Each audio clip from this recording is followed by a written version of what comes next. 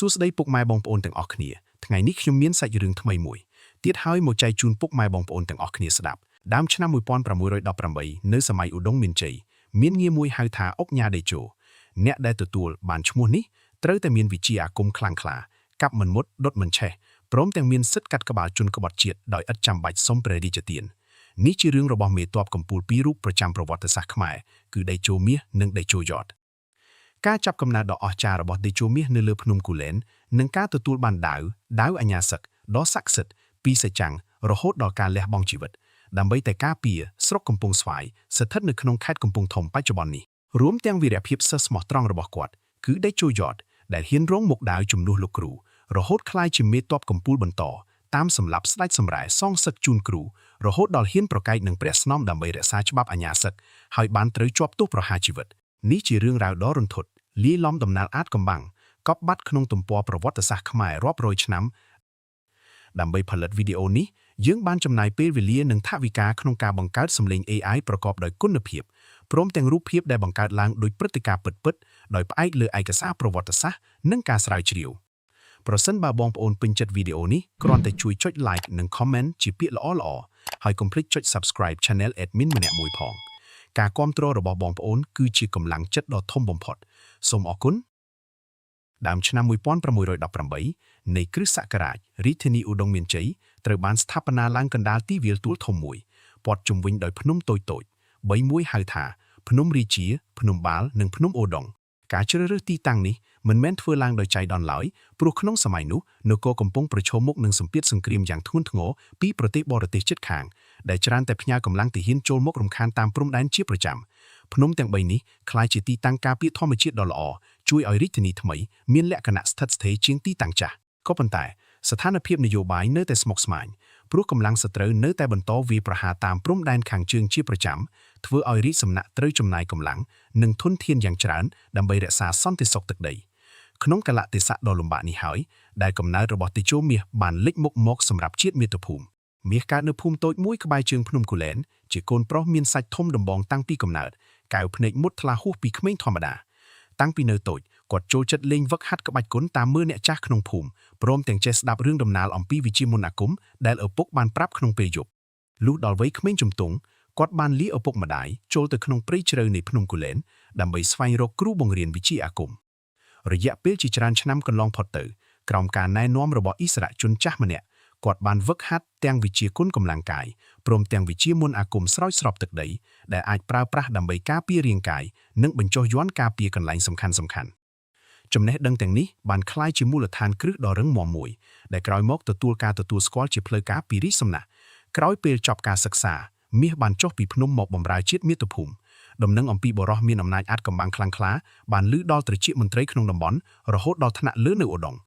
ព្រះមហាក្សត្រទ្រង់ជ្រាបដំណឹងនេះក៏ចាត់ឲ្យហៅមាសចូលមកសាក់លបងបារមីនៅចំពោះមុខរាជបល្ល័ង្កផ្ទាល់ក្រោយពេលបានឃើញនឹងភ្នែកផ្ទាល់នៅអំណាចអាថ៌កំបាំងរបស់មាសព្រះមហាក្សត្រក៏សពព្រះទ័យចេញព្រះរាជក្រឹត្យតែងតាំងមាសជាចៅហ្វាយខេត្តកាន់ងារអុកញ៉ាដេជោបរមរាជព្រមទាំងប្រគល់សិទ្ធិត្រួតត្រាខេត្តកំពង់ស្វាយទាំងមូលជាខ្សែការពារជួរមុខព្រំដែនខាងជើងនៃនគរ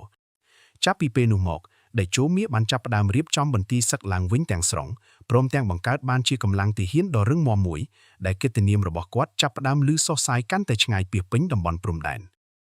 ក្នុងចំណោមទាហានរាប់ពាន់នាក់ក្រោមបញ្ជា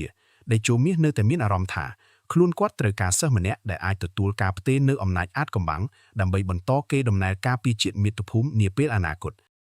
គាត់បានស្វែងរកយ៉ាងយូរអង្វែងដោយពិនិត្យមើលចរិតលក្ខណៈទាហានជាច្រើនរូបក៏ប៉ុន្តែពុំមានអ្នកណាម្នាក់អាចធ្វើឲ្យគាត់ពេញចិត្តទាំងស្រុងឡើយរហូតដល់ថ្ងៃមួយយុវជនកសិករក្រីក្រម្នាក់ឈ្មោះយ៉តបានធ្វើដំណើរឆ្ងាយពីភូមិកំណើតមកសុំចូលបម្រើជាតិក្រោមបញ្ជាដេជោមាសដោយផ្ទាល់យ៉តមានកម្លាំងកាយមាំមួនចិត្តគំនិតក្លាហានមោះមុតហួសពីអាយុព្រមទាំងបង្ហាញនូវភាពស្មោះត្រង់ដ៏ជ្រាលជ្រៅតាមរយៈការសាកល្បងជាច្រើនដងជាប់គ្នារហូតដល់ដេជោមាសសម្រេចចិត្តទទួលយកជាសិស្សផ្ទាល់ខ្លួនព្រឹត្តិការណ៍ដ៏សំខាន់មួយបានកើតឡើងបន្ទាប់មកគឺពិធីសំពះគ្រូជាផ្លូវការដែលធ្វើឡើងនៅចំពោះមុខព្រះភ័ក្ត្រព្រះមហាក្សត្រនៅរាជធានីឧដុង្គដេជោមាសបាននាំយ៉តធ្វើដំណើរឆ្ពោះទៅរាជធានីដើម្បីស្នើសុំការទទួលស្គាល់ជាផ្លូវការចំពោះការទទួលយ៉តជាសិស្សបាតរបស់ខ្លួនក្នុងបន្ទប់រាជកិច្ចដ៏ធំធេងព្រះមហាក្សត្រគង់នៅលើរាជបល្ល័ង្កមាស ពតជុំវិញដោយមន្ត្រីជាន់ខ្ពស់ជាច្រើនរូបខណៈយតត្រូវក្រាបជង្គង់ចុះនៅចំពោះមុខដៃទាំងពីរលើកឡើងលើក្បាលក្នុងកាយវិការគោរពដ៏ខ្ពង់ខ្ពស់បំផុតតេជោមាសបានក្រាបជម្រាបព្រះមហាក្សត្រថាយតជាយុវជនដែលមានចរិតសមរម្យស័ក្តិសមនឹងទទួលការបន្តវិជ្ជាអាគមរបស់ខ្លួនព្រមទាំងសូមសិទ្ធិអនុញ្ញាតជាផ្លូវការសម្រាប់ការហ្វឹកហាត់នេះព្រះមហាក្សត្រទតឃើញយុវជនរូបនេះក៏សពប្រតិប្រទានពរជ័យព្រមទាំងអនុញ្ញាតឲ្យធ្វើពិធីនេះជាផ្លូវការនៅចំពោះមុខព្រះភ័ក្ត្រយតបានស្បត់សច្ចាដោយសម្លេងខ្លាំងក្លានិងមុតមមបំផុតថានឹងខិតខំរៀនសូត្រវិជ្ជាអាគមទាំងអស់ដោយស្មោះត្រង់ព្រមទាំងប្រើប្រាស់អំណាចនេះដើម្បីការពារជាតិសាសនានិងព្រះមហាក្សត្ររហូតដល់ដង្ហើមចុងក្រោយនៃជីវិតពិធីនេះបានបញ្ចប់ដោយការប្រោសពរជ័យពីព្រះមហាក្សត្រផ្ទាល់ជានិមិត្តរូបនៃការទទួលស្គាល់ជាផ្លូវការចំពោះទំនាក់ទំនងគ្រូសិស្សនេះដែលនឹងក្លាយជាចំណុចចាប់ផ្ដើមដ៏សំខាន់មួយសម្រាប់ដំណើររឿងជាបន្តបន្ទាប់នៃមេតបអាគមទាំងពីររូបនេះចាប់ពីថ្ងៃដែលបានធ្វើពិធីសំពះគ្រូនៅចំពោះមុខព្រះភ័ក្ត្រព្រះមហាក្សត្រយតបានក្លាយជាសិស្សបាតរបស់តេជោមាសជាផ្លូវការចាប់ពីពេលនោះមកជីវិតប្រចាំថ្ងៃរបស់យតក៏ផ្លាស់ប្ដូរទាំងស្រុងរាល់ព្រឹកព្រលឹមមុនពេលព្រះអាទិត្យរះតេជោមាសនឹងហៅយតចេញមកកន្លែងទំនាបមួយកណ្ដាលទីធ្លាបន្ទាយដើម្បីចាប់ផ្ដើមហ្វឹកហាត់វិជ្ជាគុនដាវខុសពីទីហ៊ានធម្មតាដែលរៀនត្រឹមតែក្បាច់គុនមូលដ្ឋានយតត្រូវរៀនសំសមយុទ្ធដាវពីរដៃក្នុងពេលតែមួយជាវិជ្ជាដ៏ស្មុគស្មាញទាមទារឲ្យអ្នកហ្វឹកហាត់មានការសម្របសម្រួលរវាងដៃឆ្វេងនិងដៃស្ដាំបានយ៉ាងល្អឥតខ្ចោះដំបូងឡើយយតជួបការលំបាកយ៉ាងខ្លាំងដាវទាំងពីរច្រើនតែប៉ះទង្គិចគ្នាផ្ទាល់ធ្វើឲ្យរបួសដៃខ្លួនឯងជាបន្តបន្ទាប់ក៏ប៉ុន្តែដោយចិត្តអត់ធ្មត់និងការហ្វឹកហាត់ម្ដងហើយម្ដងទៀតដោយឥតឈប់សម្រាកយតបានធ្វើឲ្យខ្លួនឯងស្ទាត់ជំនាញឡើងជាលំដាប់រហូតដល់អាចយល់ដាវទាំងពីរបានស្រួលដូចជាដៃទាំងពីរជាដាវផ្ទាល់ខ្លួនព្រមទាំងបង្កើតបាននូវល្បឿនភ្លេចបន្ទោដ៏អស្ចារ្យដែលទាហានចាស់ៗជាច្រើនរូបមិនអាចតាមទាន់ភ្នែកបានឡើយក្រៅពីវិជ្ជាគុនដាវតេជោមាសក៏ចាប់ផ្ដើមផ្ទេរនៅមន្តអាគមការពារខ្លួនដល់យតជាបន្តបន្ទាប់រាល់យប់អាធ្រាត្រក្រោមពន្លឺទៀនតូចមួយកណ្ដាលបន្ទប់សម្ងាត់តេជោមាសបង្រៀនយតអំពីមន្តគាថាស្បែកគង់ការទន្ទិញព្យាង្គនីមួយៗឲ្យបានត្រឹមត្រូវតាមចង្វាក់ដ៏តឹងរ៉ឹងជាមួយគ្នានេះគាត់ក៏បង្រៀនអំពីវិជ្ជាមុជទឹកដីជាវិជ្ជាដែលអាចធ្វើឲ្យរាងកាយបញ្ចូលចូលទៅក្នុងដីបានដូចជាទឹកប្រើសម្រាប់ការគេចខ្លួនឬលបចូលវាយប្រហារភ្លាមៗនៅចំណុចមិនរំពឹងទុក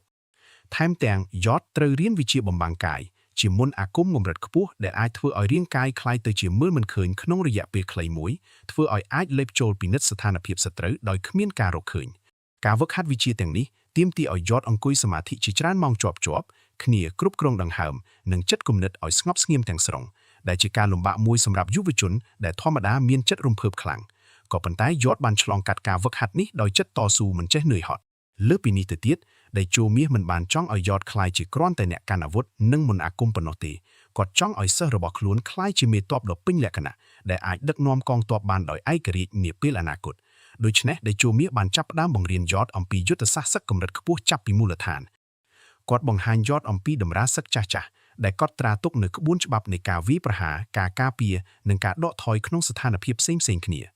ជាមួយគ្នានេះគាត់ក៏បង្រៀនអំពីការសិក្សាភូមិសាស្ត្រនៃតំបន់ព្រំដែនចាប់ពីទីតាំងភ្នំព្រៃនិងទន្លេនានាដែលអាចប្រើប្រាស់ជាចំណុចយុទ្ធសាស្ត្រក្នុងការវាយឆ្មក់ឬការពារតេជោមាសបានយកយតទៅដើរឆ្លងកាត់ព្រំដែនជាច្រើនដងបង្ហាញផ្ទាល់ភ្នែកនៅចំណុចខ្សោយនិងចំណុចខ្លាំងនៃភូមិសាស្ត្រនីមួយៗថែមទាំងគាត់ក៏បង្រៀនអំពីការមើលអាកាសធាតុការសង្កេតពពកទិសខ្យល់និងសញ្ញាធម្មជាតិផ្សេងៗដែលអាចទាយទុកជាមុននៅអាកាសធាតុនាថ្ងៃខាងមុខជាចំណេះដឹងសំខាន់មួយសម្រាប់ការសម្រេចចិត្តថាតើគួរចេញធ្វើសង្គ្រាមថ្ងៃណានិងពេលណាក៏ប៉ុន្តែការហ្វឹកហាត់ចំណេះដឹងទាំងអស់នេះមិនគ្រប់គ្រាន់សម្រាប់តេជោមាសឡើយគាត់ចង់ដឹងច្បាស់ថាយតជាមនុស្សដែលមានចិត្តស្មោះត្រង់និងអត់ធ្មត់ពិតប្រាកដឬអត់មុននឹងផ្ទេរអំណាចអាចកំបាំងកម្រិតខ្ពស់បំផុតដូច្នេះតេជោមាសបានដាក់វិន័យធ្ងន់ធ្ងរជាច្រើនចំណុចដើម្បីសាកល្បងចិត្តរបស់សិស្សជួនកាលគាត់នឹងបញ្ជាឲ្យយតអង្គុយសមាធិកណ្ដាលភ្លៀងធ្លាក់ខ្លាំងដោយឥតឲ្យធ្វើចលនាណាមួយរហូតដល់ភ្លៀងឈប់ជួនកាលទៀតគាត់នឹងធ្វើពុតជាទម្លាក់កំហឹងឥតហេតុផលមកលើយតដើម្បីមើលថាតើគាត់នឹងឆ្លើយតបយ៉ាងណាមានការតវ៉ាឬឆេវឆាវដែរឬអត់រាល់ការសាកល្បងទាំងនេះយតតែងតែឆ្លើយតបដោយភាពស្ងប់ស្ងៀមនិងគោរពដ៏ជ្រាលជ្រៅគ្មានពេលណាមួយសម្ដែងនូវការតវ៉ាឬអាក្រក់ចិត្តចំពោះលោកគ្រូឡើយសូម្បីតែពេលដែលត្រូវអត់ស្បៀងអាហារជាច្រើនថ្ងៃដើម្បីសាកល្បងកម្លាំងចិត្តយតក៏មិនធ្លាប់បន្ទឹងសោះឡើយការសាកល្បងចិត្តទាំងនេះកាន់តែធ្វើឲ្យតេជោមាសពេញចិត្តជាទីបំផុតព្រោះឃើញច្បាស់ថាភាពស្មោះត្រង់និងអត់ធ្មត់របស់យតមិនមែនគ្រាន់តែជាការសម្ដែងខាងក្រៅឡើយថែមទាំងចេញមកពីចិត្តពិតប្រាកដទៀតផង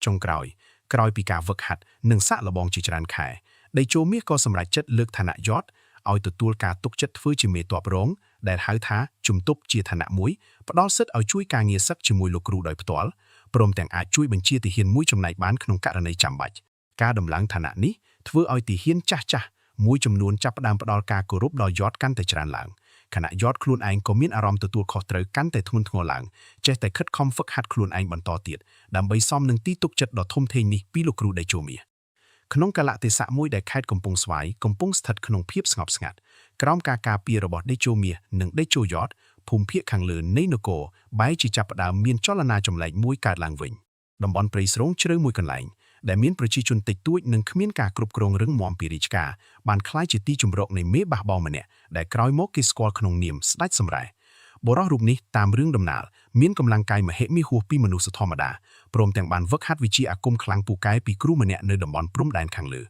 ខុសពីដេជោមាសដែលប្រើអំណាចអាថ៌កំបាំងដើម្បីការពារជាតិមាតុភូមិស្ដេចសម្រែបែរជាមានចិត្តលោភលន់ចង់បានអំណាចផ្ទាល់ខ្លួនគាត់ជឿជាក់ថាខ្លួនមានបារមីគ្រប់គ្រាន់ដើម្បីតាំងខ្លួនជាអ្នកគ្រប់គ្រងទឹកដីមួយផ្នែកដោយឥតចាំបាច់ស្ថិតក្រោមអាវ៉ាតរាជបល្ល័ង្កឧដុង្គទៀតឡើយដំបូងឡើយស្ដេចសម្រែគ្រាន់តែជាមេដឹកនាំក្រុមតូចមួយជាមួយអ្នកដើរតាមចំនួនតិចតួច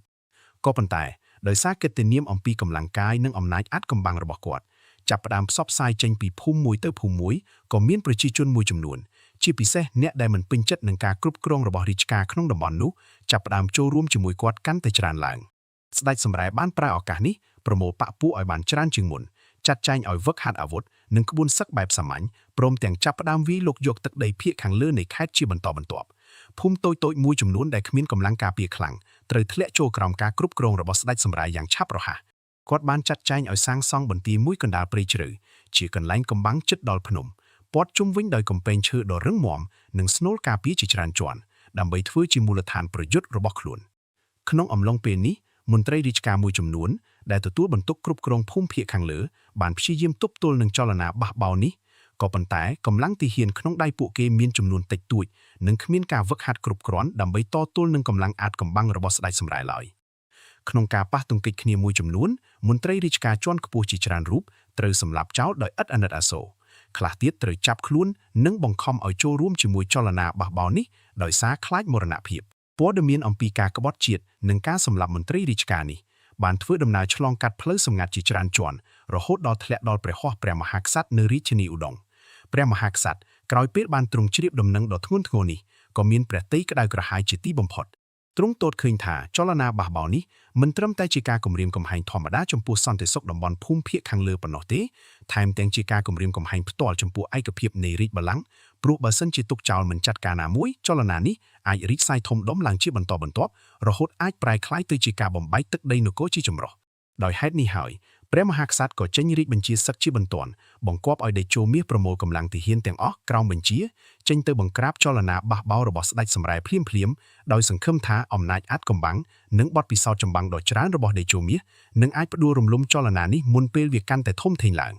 សេះលឿននាំរាជសារបន្ទាន់នេះបានធ្វើដំណើរឆ្ងាយពីឧដុង្គរហូតដល់បន្ទាយកំពង់ស្វាយក្នុងរយៈពេល1ថ្ងៃ1យប់ដោយឥតឈប់សម្រាកអ្នកនាំសារបានក្រាបថ្វាយរាជសារជាបន្ទាន់ដល់ដេជោមាសព្រមទាំងរាយការណ៍ជាមួយគ្នាអំពីព័ត៌មានលម្អិតទាំងអស់ដែលបានដឹងអំពីស្ដេចសម្រែរួមមានទីតាំងបន្ទាយចំនួនកម្លាំងទាហានប៉ាន់ស្មានព្រមទាំងវិធីសាស្ត្រប្រយុទ្ធដែលក្រុមបះបោរនេះធ្លាប់ប្រើដេជោមាសអានចប់រាជសារក៏ក្រោកឈរឡើងភ្លាមភ្នែកទាំងពីរដុតឆេះដោយកំហឹងដឹងច្បាស់ថាភារកិច្ចលើកនេះនឹងមិនងាយស្រួលដោយការទប់ទល់នឹងកម្លាំងទាហានសត្រូវធម្មតាឡើយព្រោះស្ដេចសម្រែក៏ជាអ្នកកាន់សិលអាគមផងដែ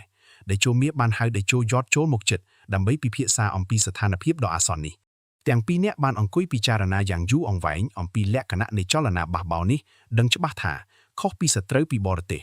ស្ដេចសម្រែជាជនជាតិខ្មែរផ្ទាល់ស្គាល់ច្បាស់ភូមិសាស្ត្រនិងទម្លាប់ក្បួនសឹករបស់កងទ័ពរាជការដែលអាចធ្វើឲ្យការប្រយុទ្ធនេះកាន់តែស្មុគស្មាញជាងមុនដេជោមាសក៏បញ្ជាឲ្យប្រមូលផ្ដុំកម្លាំងទាហានទាំងអស់ក្នុងបន្ទាយត្រៀមខ្លួនចេញដំណើរជាបន្ទាន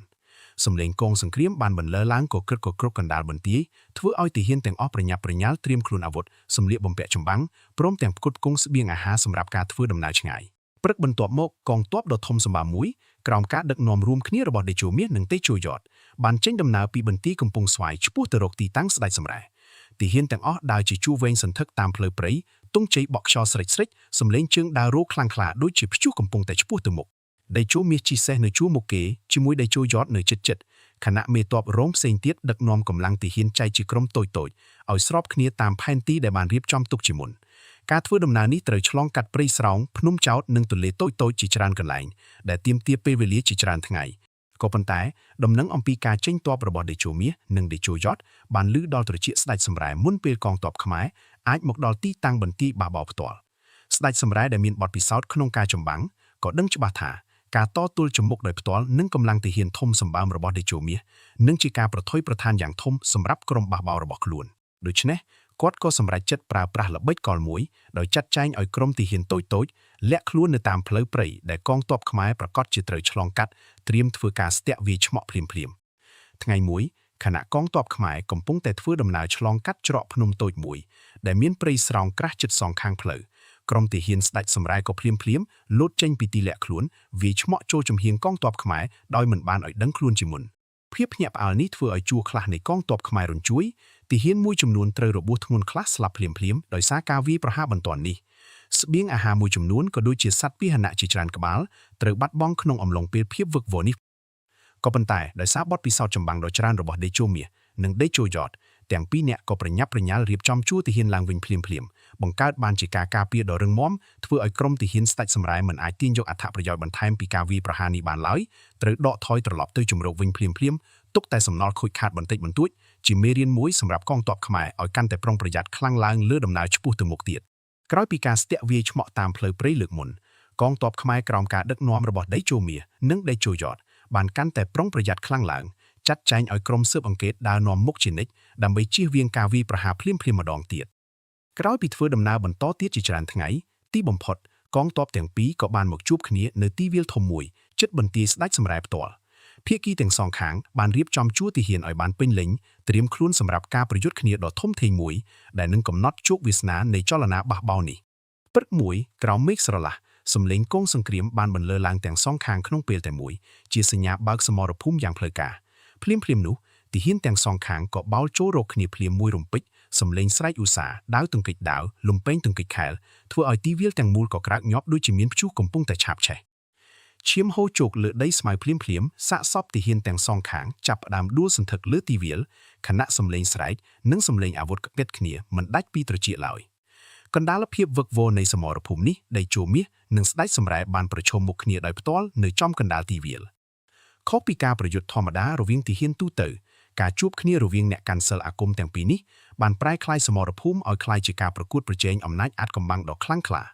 ទាំងពីរនាក់បានជិះសេះឡើងលើគ្នាទៅវិញទៅមកដាវទាំងសងខាងបញ្ចេញពន្លឺភ្លឺច្បាស់ជាសញ្ញានៃការប្រើប្រាស់អំណាចអាថ៌កំបាំងខ្យល់ព្យុះក៏ចាប់ផ្ដើមកកកើតឡើងជុំវិញទីតាំងទាំងពីរនាក់ធូលីដីរាយអណ្ដែតឡើងលើអាកាសធ្វើឲ្យទាហានទាំងសងខាងដែលនៅជិតត្រូវថយក្រោយចេញឲ្យឆ្ងាយដោយភ័យខ្លាចនឹងកម្លាំងអាថ៌កំបាំងដ៏ធំធេងនេះតេជោមាសបានប្រើដាវអាញាសឹកកាត់ចូលទៅរកស្ដេចសម្រែជាច្រើនដងជាប់គ្នាខណៈស្ដេចសម្រែក៏ប្រើកម្លាំងកាយមហិមារបស់ខ្លួនចាំទប់ទល់ដោយបាតដៃដែកមួយគូដែលមានលក្ខណៈពិសេសផុសផុលដូចដៃសំណាររឹងមាំការទង្គិចគ្នារវាងដាវនិងបាតដៃដែកនោះបង្កើតបានជាសំឡេងកក្រឹកកគ្រុកគួរឲ្យព្រិញញាក់ដូចជាផ្គរលាន់កណ្ដាលទីវាលការប្រយុទ្ធគ្នារវាងតេជោមាសនិងស្ដេចសម្រែបានបន្តជាយូរអង្វែងទាំងពីរនាក់សុទ្ធតែឆ្លាស់គ្នាទាញឈ្នះខ្លះម្ដងតេជោមាសកាន់តែលើសមុខខ្លះម្ដងស្ដេចសម្រែក៏ចាប់ផ្ដើមទាញយកភាពខ្លាំងវិញក៏ប៉ុន្តែដោយសារតេជោមាសមានវ័យចាស់ជាងស្ដេចសម្រែច្រើនឆ្នាំហើយថែមទាំងចំណាយកម្លាំងអស់ជាច្រើនម៉ោងលើសមរភូមិទាំងមូលរាងកាយរបស់គាត់ចាប់ផ្ដើមមានអារម្មណ៍នឿយហត់ដង្ហើមកាន់តែពិបាកជាលំដាប់ខណៈកំពុងតែយល់ដើមម្ដងទៀតជើងរបស់តេជោមាសបានជន់លើដីស្មៅដែលពោពេញដោយឈាមរអិលធ្វើឲ្យគាត់ខូចតុល្យភាពរអិលជើងផ្ដួលខ្លួនចុះទៅដីភ្លាមស្ដេចសម្រែដែលកំពុងតែឈរនៅជិតឃើញឱកាសនេះភ្លាមក៏ប្រញាប់ប្រញាល់លើកបាតដៃដែកឡើងខ្ពស់វាយចុះមកលើចំណុចសំខាន់មួយនៅលើដងខ្លួនតេជោមាសដោយកម្លាំងពេញទំហឹងការវាយប្រហារនោះមានកម្លាំងខ្លាំងក្លាហួសពីធម្មតាដោយសារបាតដៃដែករបស់ស្ដេចសម្រែផ្ទុកនៅអំណាចអាថ៌កំបាំងខ្លាំងក្លាមួយប្រភេទដែលអាចទម្លុះកាត់ស្រទាប់ការពាររាងកាយធម្មតាបានតេជោមាសដែលកំពុងតែស្ថិតក្នុងឥរិយាបថដួលចុះនោះមិនអាចការពារខ្លួនបានទាន់ពេលវេលាឡើយត្រូវទទួលរងការវាយប្រហារនេះដោយផ្ទាល់ចំចំណុចសំខាន់មួយលើដងខ្លួនឈាមស្រស់ក៏ចាប់ផ្ដើមហូរចេញភ្លាមតេជោមាសដួលដេកលើដីស្មៅដកដង្ហើមកាន់តែពិបាកឡើងជាលំដាប់ទាហានខ្មែរដែលនៅជិតគ្នាឃើញព្រឹត្តិការណ៍នេះក៏ស្រែកឡើងដោយភាពភ័យខ្លាចយ៉ាងខ្លាំងចិត្តគំនិតកាន់តែរញ្ជួយព្រោះមេទ័ពដែលពួកគេជឿជាក់និងគោរពជាទីបំផុតឥឡូវនេះកំពុងតែស្ថិតក្នុងគ្រោះថ្នាក់ធ្ងន់ធ្ងរកណ្ដាលភាពវឹកវរនេះហើយតេជោយ៉ត ដែលកំពុងតែប្រយុទ្ធនៅជំហៀងសមរភូមិមួយផ្នែកបានឃើញព្រឹត្តិការណ៍នេះកើតឡើងឆ្ងាយពីចម្ងាយចិត្តរបស់គាត់ក៏ចាប់ផ្ដើមភ័យខ្លាចជាទីបំផុតភ្លាមនោះគាត់ក៏ទម្លាក់ការប្រយុទ្ធជាមួយទាហានសត្រូវនៅចំពោះមុខភ្លាមបំផាយសេះឆ្ពោះទៅរកទីតាំងលោកគ្រូតេជោមាសដោយល្បឿនលឿនបំផុតគាត់បានកាត់ចូលកណ្ដាលចំណោមទាហានសត្រូវរាប់រយនាក់ដោយប្រើដាវទាំងពីរដៃកាត់ផ្ដាច់មនុស្សណាដែលហ៊ានរារាំងផ្លូវដោយឥតញញើតបន្តិចណាឡើយល្បឿនភ្លេចបន្ទោរបស់យ៉តដែលបានវឹកហាត់អស់ជាច្រើនឆ្នាំជាមួយលោកគ្រូតេជោមាសផ្ទាល់ឥឡូវនេះក្លាយជាកម្លាំងសំខាន់មួយដែលអាចនាំគាត់ទៅដល់ទីតាំងគ្រូបានយ៉ាងឆាប់រហ័សពេលមកដល់ជិតទីតាំងយ៉តបានឃើញស្ដេចសម្រែកំពុងតែត្រៀមខ្លួនធ្វើការវាយប្រហារបន្តទៀតដើម្បីបញ្ចប់ជីវិតតេជោមាសឲ្យផុតផុសដោយគ្មានពេលគិតច្រើនណាមួយយ៉តក៏លោតចូលទៅរវាងគ្នាទាំងពីរភ្លាមដាវទាំងពីរដៃលើកឡើងទប់ទល់នឹងបាតដៃដែករបស់ស្ដេចសម្រែយ៉ាងខ្លាំងក្លាការទប់ទល់នេះធ្វើឲ្យទាំងពីរនាក់ត្រូវថយក្រោយចេញឲ្យឆ្ងាយគ្នាដោយសារកម្លាំងទាំងសងខាងស្មើគ្នាបំផុតក្នុងវិនាទីនោះយ៉តបានយកឱកាសនេះស្រែកបញ្ជាឲ្យទាហានពីររូបនៅជិតគេចូលមកជួយកំបាំងខ្លួនខណៈគាត់ខ្លួនឯងអោបយកលោកគ្រូតេជោមាសដែលកំពុងតែសន្លប់ដកគាត់ចេញពីកន្លែងគ្រោះថ្នាក់ភ្លាមដោយកម្លាំងកាយពេញលេញនៃដៃទាំងពីរស្ដេចសម្រែដែលឃើញយ៉តលួចយករូបកាយតេជោមាសចេញទៅក៏ព្យាយាមដេញតាមដើម្បីបញ្ចប់ជីវិតទាំងពីរនាក់ក៏ប៉ុន្តែទាហានខ្មែរជាច្រើនរូបនៅជិតគ្នាបានប្រញាប់ប្រញាល់ចូលមកទប់ទល់ជាកំពែងការពារធ្វើឲ្យស្ដេចសម្រែមិនអាចដេញតាមទាន់ពេលវេលាឡើយយ៉តបានលីលោកគ្រូតេជោមាសទៅដល់កន្លែងសុវត្ថិភាពមួយឆ្ងាយពីចំណុចកណ្ដាលសមរភូមិដាក់រូបកាយគ្រូឲ្យផ្អែកលើដីស្មៅដោយប្រុងប្រយ័ត្នបំផុតឈាមស្រស់នៅតែបន្តហូរចេញពីរបួសយ៉ាងខ្លាំងតេជោមាសបានបើកភ្នែកមើលសិស្សរបស់ខ្លួនដោយភាពទន់ខ្សោយដកដង្ហើមកាន់តែពិបាកជាលំដាប់យ៉តតេជោមាសនិយាយដោយសំឡេងខ្សោយដៃទាំងពីរញ័រញាក់ក៏ប៉ុន្តែនៅតែព្យាយាមលើកឡើងឆ្ពោះទៅរកដាវអាញាសឹកដែលកាន់ជាប់ខ្លួនពេលនេះជាពេលចុងក្រោយហើយដាវនេះត្រូវឲ្យឯងកាន់បន្តយ៉តទទួលយកដាវនោះដោយដៃទាំងពីរញ័រញាក់ទឹកភ្នែកហូរធ្លាក់ដោយឥតអាចទប់ទល់បានតេជោមាសបានបន្តនិយាយដោយកម្លាំងចុងក្រោយចលនាបះបោរនេះត្រូវការឲ្យបញ្ចប់ឯងត្រូវបន្តបេសកកម្មនេះជំនួសអញប៉ាមែនព្រមទាំងជួយមើលថែគ្រួសាររបស់អញផងដែរបើសិនជាអញមិនអាចត្រឡប់ទៅជួបពួកគេបានទៀតសំឡេងចុងក្រោយនេះខ្សោយបន្តិចម្ដងរហូតដល់លែងឮច្បាស់ទៀតឡើយយ៉តក្រាបចុះចិត្តលោកគ្រូដៃទាំងពីរកាន់ជាប់ដៃលោកគ្រូយ៉ាងមុតមាំសន្យាដោយសំឡេងញ័រលោកគ្រូខ្ញុំសន្យានឹងបំពេញភារកិច្ចនេះឲ្យបានពេញលេញព្រមទាំងថែរក្សាគ្រួសាររបស់លោកគ្រូឲ្យបានល្អបំផុតក៏ប៉ុន្តែពាក្យសន្យានេះហាក់ដូចជាមកយឺតពេលបន្តិចព្រោះភ្នែកទាំងពីររបស់តេជោមាសបានបិទចុះយឺតដង្ហើមចុងក្រោយបានចេញភ្លាមរូបកាយរបស់គាត់ក៏ស្ងប់ស្ងៀមទាំងស្រុងនៅលើដៃសិស្សដ៏ស្មោះត្រង់របស់ខ្លួនព្រឹត្តិការណ៍នេះបានធ្វើឲ្យទាហានខ្មែរដែលនៅជុំវិញដឹងព័ត៌មានពីមួយកន្លែងទៅមួយកន្លែងភ្លាមដំណឹងអំពីមរណភាពរបស់តេជោមាសបានធ្វើឲ្យកងទ័ពទាំងមូលធ្លាក់ទឹកចិត្តយ៉ាងខ្លាំងចិត្តគំនិតកាន់តែរញ្ជួយព្រោះមេទ័ពដែលពួកគេជឿជាក់និងគោរពជាទីបំផុតអស់រយៈពេលជាច្រើនឆ្នាំឥឡូវនេះបានចាក់ចេញទៅជារៀងរហូតទាហានមួយចំនួនចាប់ផ្ដើមមានចិត្តភ័យខ្លាចស្ទាក់ស្ទើរក្នុងការបន្តប្រយុទ្ធខណៈក្រុមខ្លះទៀតកាន់តែមានកំហឹងចង់សងសឹកឲ្យលោកគ្រូតេជោមាសស្ថានភាពសមរភូមិកាន់តែស្មុគស្មាញខណៈយ៉តដែលឥឡូវនេះជាអ្នកកាន់ដាវអាញាសឹកជាផ្លូវការត្រូវប្រឈមមុខនឹងការសម្រេចចិត្តដ៏ធ្ងន់ធ្ងរបំផុតមួយក្នុងជីវិតថាតើគួរបន្តប្រយុទ្ធដកថយរៀបចំកម្លាំងឡើងវិញឬស្វែងរកវិធីសាស្ត្រថ្មីមួយដើម្បីទប់ទល់នឹងអំណាចអាថ៌កំបាំងដ៏ខ្លាំងក្លារបស់ស្ដេចសម្រែភ្លាមក្រោយពីមរណភាពរបស់តេជោមាសយ៉តបានបញ្ជាឲ្យទាហានពិសេសមួយក្រុមចេញការពារព័ទ្ធជុំវិញរូបកាយលោកគ្រូភ្លាមដើម្បីកុំឲ្យសត្រូវអាចលួចយកសាកសពទៅជាភស្តុតាងនៃជ័យជំនះបានខណៈសមរភូមិកំពុងតែបន្តជាមួយកម្លាំងទាហានផ្សេងទៀតយ៉តបានប្រញាប់ប្រញាល់រៀបចំកម្លាំងចម្បាំងសល់ធ្វើការដកថយបណ្ដាទៅរកទីតាំងសុវត្ថិភាពមួយឆ្ងាយពីចំណុចកណ្ដាលសមរភូមិដើម្បីជៀសវាងការបាត់បង់បន្ថែមស្ដេចសម្រែដែលឃើញកងទ័ពខ្មែរដកថយក៏មិនបានដេញតាមខ្លាំងក្លាដែរព្រោះកម្លាំងទាហានរបស់ខ្លួនក៏ចំណាយអស់ជាច្រើនក្នុងសមរភូមិដ៏វែងឆ្ងាយនេះដែរទាំងសងខាងក៏បានដកថយត្រឡប់ទៅជំរករៀងខ្លួនទុកឲ្យទីវាលដ៏ធំនោះនៅសល់តែសាកសពនិងឈាមហូរជោកលើដីស្មៅថ្ងៃបន្ទាប់មកកងទ័ពខ្មែរបានរៀបចំពិធីបូជាសពតេជោមាសក្នុងសមរភូមិយ៉ាងសមរម្យបំផុតដោយប្រើប្រាស់ធនធានដែលមានក្នុងដៃទាំងអស់សពរបស់តេជោមាសត្រូវលាងសម្អាតដោយប្រុងប្រយ័ត្នតុបតែងដោយសម្លៀកបំពាក់ចម្បាំងសំខាន់ដែលនៅតែស្អាតជាងគេព្រះសង្ឃមួយអង្គដែលបានធ្វើដំណើរតាមកងទ័ពសម្រាប់ជាទីពឹងខាងព្រលឹងវិញ្ញាណបានអញ្ជើញមកសូត្រធម៌ខ្លីមួយកណ្ដាលទីធ្លាព្រៃខណៈទាហានទាំងអស់ក្រាបចុះជាជួរដ៏វែងសន្ធឹកទឹកភ្នែកហូរធ្លាក់ដោយអារម្មណ៍កាន់ទុក្ខយ៉ាងជ្រាលជ្រៅយ៉តខ្លួនឯងក្រាបជិតបំផុតនៅចំពោះមុខសពលោកគ្រូដៃទាំងពីរកាន់ជាប់ដាវអាញាសឹកយ៉ាងមុតមាំចិត្តគំនិតពោពេញដោយកំហឹងនិងកិត្តិយសដែលត្រូវបំពេញឲ្យបានសម្រេចក្រោយពិធីនេះ សពរបស់ដេជោមាសត្រូវបញ្ជូនត្រឡប់ទៅរាជធានីឧដុង្គវិញដើម្បីធ្វើពិធីបូជាសពជាផ្លូវការកាន់តែធំធេងនៅចំពោះមុខព្រះមហាក្សត្រដំណឹងអំពីមរណភាពរបស់ដេជោមាសបានធ្វើដំណើរឆ្ងាយទៅដល់ឧដុង្គយ៉ាងឆាប់រហ័សធ្វើឲ្យព្រះមហាក្សត្រនិងប្រជារាស្ត្រទាំងមូលមានអារម្មណ៍កាន់ទុក្ខយ៉ាងខ្លាំងក៏ប៉ុន្តែក្នុងកាលៈទេសៈដ៏អាសន្ននេះព្រះមហាក្សត្រដឹងច្បាស់ថាចលនាបះបោររបស់ស្ដេចសម្រែនៅតែបន្តគំរាមកំហែងដល់ស្ថិរភាពនគរដូច្នេះទ្រង់ក៏មិនអាចរងចាំយូរបានឡើយព្រះមហាក្សត្របានចេញព្រះរាជក្រឹត្យជាបន្ទាន់ប្រោសប្រទានឋានៈដេជោយ៉តជាផ្លូវការដល់យ៉តដោយផ្ដល់សិទ្ធិពេញលេញដោយដែលលោកគ្រូដេជោមាសធ្លាប់មានរួមទាំងសិទ្ធិដឹកនាំកងទ័ពនិងសិទ្ធិកាត់ក្បាលជនក្បត់ជាតិដោយឥតចាំបាច់រងចាំការសម្រេចពីរាជបល្ល័ង្កព្រះរាជសារនេះត្រូវផ្ញើមកដល់ជួរមុខសមរភូមិភ្លាមធ្វើឲ្យទាហានទាំងអស់ដឹងថាចាប់ពីពេលនេះទៅដេជោយ៉តជាអ្នកកាន់អំណាចដឹកនាំពេញលេញហើយក៏ប៉ុន្តែក្រោយពីមរណភាពរបស់ដេជោមាសចិត្តគំនិតរបស់ទាហានជាច្រើនរូបនៅតែធ្លាក់ចុះជាទីបំផុតជាច្រើនអ្នកចាប់ផ្ដើមមានចិត្តភ័យខ្លាចស្ទាក់ស្ទើរក្នុងការបន្តប្រយុទ្ធខ្លះទៀតបានលបនិយាយគ្នាថាប្រហែលជាមិនអាចយកឈ្នះលើអំណាចអាថ៌កំបាំងរបស់ស្ដេចសម្រែបានឡើយព្រោះថែមទាំងតេជោមាសផ្ទាល់ក៏ត្រូវចាញ់ដួលដែរដេជោយ៉តដែលឥឡូវនេះជាមេទ័ពកំពូលពេញលេញដឹងច្បាស់ថាបើសិនជាមិនចាត់ការណាមួយឲ្យបានឆាប់ស្មារតីទាហានទាំងមូលអាចរលាយបាត់ធ្វើឲ្យបញ្ចប់ចលនានេះកាន់តែពិបាកជាងមុនដូច្នេះគាត់បានហៅទាហានទាំងអស់ឲ្យប្រមូលផ្ដុំគ្នានៅចំកណ្ដាលទីធ្លាបណ្ដោះអាសន្នដើម្បីថ្លែងសុន្ទរកថាមួយដ៏សំខាន់ឈរនៅលើកំពូលថ្មធំមួយដើម្បីឲ្យទាហានទាំងអស់អាចមើលឃើញដែលជូយ៉តបានលើកដាវអាញាសឹកឡើងលើមេឃសំឡេងគាត់ខ្លាំងក្លានិងច្បាស់លាស់បងប្អូនទាហានទាំងអស់គ្នា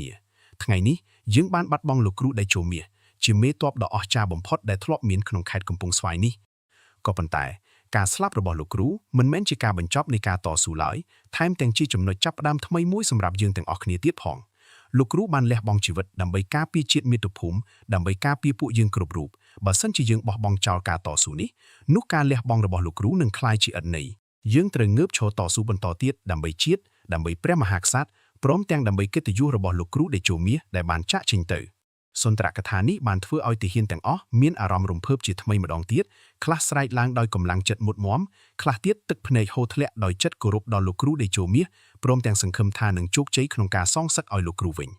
សំឡេងស្រែកដេជោយ៉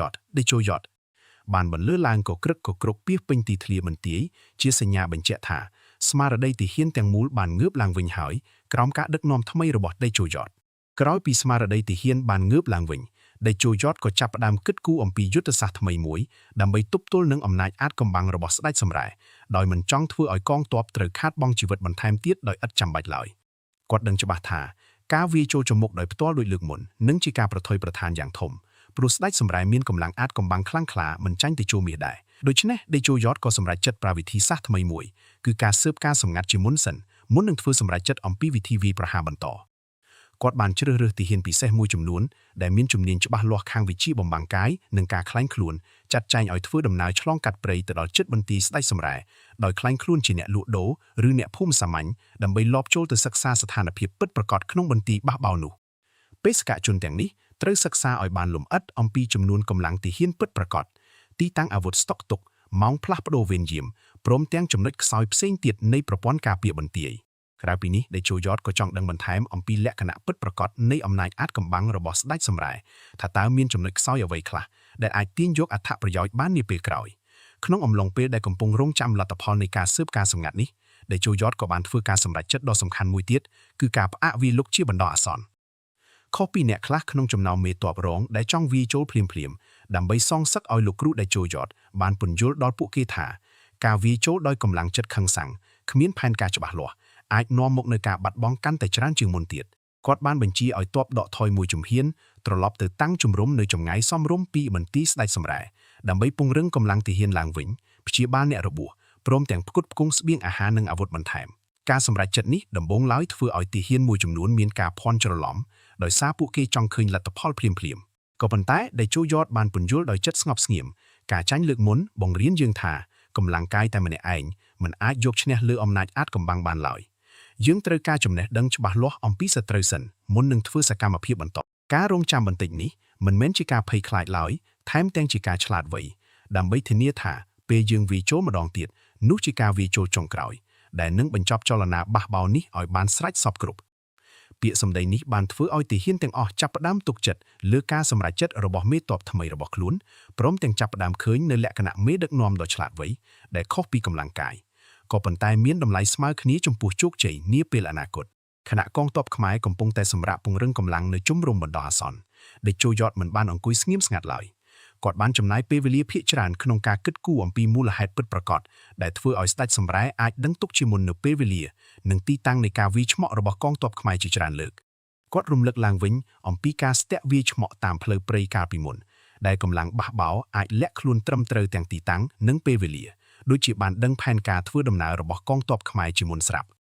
់ក្នុងចិត្តរបស់តេជោយ៉តចាប់ផ្ដើមមានការសង្ស័យមួយកើនឡើងជាលំដាប់ថាប្រហែលជាមានចារកម្មរបស់ស្ដេចសម្រែបានលបចូលមកលាយឡំក្នុងជួរទាហានខ្មែរផ្ទាល់ដោយក្លែងខ្លួនជាទាហានធម្មតាចាំតែផ្ញើព័ត៌មានសម្ងាត់ចេញទៅឲ្យសត្រូវជានិច្ចការសង្ស័យនេះកាន់តែមុតមាំឡើងពេលដែលតេជោយ៉តពិនិត្យមើលឡើងវិញនៅព័ត៌មានលម្អិតដែលបេសកជនក្លែងខ្លួនរបស់ខ្លួនបានប្រមូលមកអំពីបន្ទាយស្ដេចសម្រែគាត់សង្កេតឃើញថាការវាយឆ្មក់របស់សត្រូវច្រើនតែកើតឡើងភ្លាមៗបន្ទាប់ពីកងទ័ពខ្មែរបានធ្វើការសម្រេចចិត្តសំខាន់ណាមួយកណ្ដាលកិច្ចប្រជុំសម្ងាត់ដូចជាមានអ្នកណាម្នាក់កំពុងតែស្ដាប់ព័ត៌មាននេះពីខាងក្នុងរួចរត់ផ្ញើទៅឲ្យសត្រូវយ៉ាងឆាប់រហ័សក៏ប៉ុន្តែការចង្អុលទៅរកជនណាម្នាក់ជាក់លាក់ជាការលំបាកបំផុតព្រោះកងទ័ពមានទាហានរាប់ពាន់នាក់ព្រមទាំងគ្មានភស្តុតាងច្បាស់លាស់គ្រប់គ្រាន់ដើម្បីចាប់ខ្លួននរណាម្នាក់ដោយផ្ទាល់ឡើយក្នុងស្ថានភាពដ៏លំបាកនេះហើយតេជោយ៉តបានគិតគូរអំពីល្បិចកលមួយដ៏ឆ្លាតវៃដើម្បីទាំងបង្ហាញខ្លួនចារកម្មព្រមទាំងអាចធ្វើឲ្យសត្រូវយល់ច្រឡំអំពីផែនការពិតរបស់កងទ័ពខ្មែរទៀតផងព្រឹកមួយគាត់បានហៅមេទ័ពរងទាំងអស់ចូលមកប្រជុំប្រកាសបញ្ជាមួយដែលធ្វើឲ្យអ្នកគ្រប់គ្នាភ្ញាក់ផ្អើលយ៉ាងខ្លាំងតេជោយ៉តបញ្ជាឲ្យទាហានទាំងអស់ចេញទៅកាប់ឫស្សីព្រៃដ៏ច្រើនកុះករមកតម្កល់ទុកនៅចំកណ្ដាលជំរំក្រោយពេលកាប់ចប់គាត់ថែមទាំងបញ្ជាឲ្យអូសយកចុងឫស្សីទៅដាក់នៅមុខគំនរចំណែកគល់ឫស្សីវិញត្រូវផ្ដេកទុកនៅខាងក្រោយវិញដែលជាការធ្វើផ្ទុយពីទំនៀមទម្លាប់ធម្មតារបស់ជាងឬអ្នកសាងសង់ដែលតែងតែយកគល់ទុកនៅមុខនិងចុងទុកនៅក្រោយដើម្បីភាពងាយស្រួលក្នុងការដឹកជញ្ជូននិងកសាងដំណឹងអំពីបញ្ជានេះបានផ្សព្វផ្សាយឆាប់រហ័សក្នុងចំណោមទាហានទាំងអស់ធ្វើឲ្យមានការភាំងភ្លឺនិងចំអកឡើងជាបន្តបន្ទាប់ទាហានចាស់ជាច្រើនរូបចាប់ផ្ដើមមានការសង្ស័យអំពីសមត្ថភាពដឹកនាំរបស់តេជោយ៉តខ្លះលបនិយាយគ្នាថាមេទ័ពថ្មីនេះប្រហែលជាមិនទាន់មានបទពិសោធន៍គ្រប់គ្រាន់ទេចាត់ការណាមួយដោយឥតបានគិតគូរឲ្យបានច្បាស់លាស់คล้ายជាមេទ័ពដែលមិនចេះការដឹកនាំកងទ័ពត្រឹមត្រូវខ្លះទៀតដល់ថ្នាក់និយាយថាតេជោយ៉តប្រហែលជាមានចិត្តរញ្ជួយច្រឡំដោយសារការសោកសៅចំពោះមរណភាពរបស់លោកគ្រូតេជោមាសធ្វើឲ្យគិតគូរអ្វីមិនត្រូវទំនងសំឡេងរិះគន់ទាំងនេះខ្លះលាតសន្ធឹងចេញយ៉ាងបើកចំហ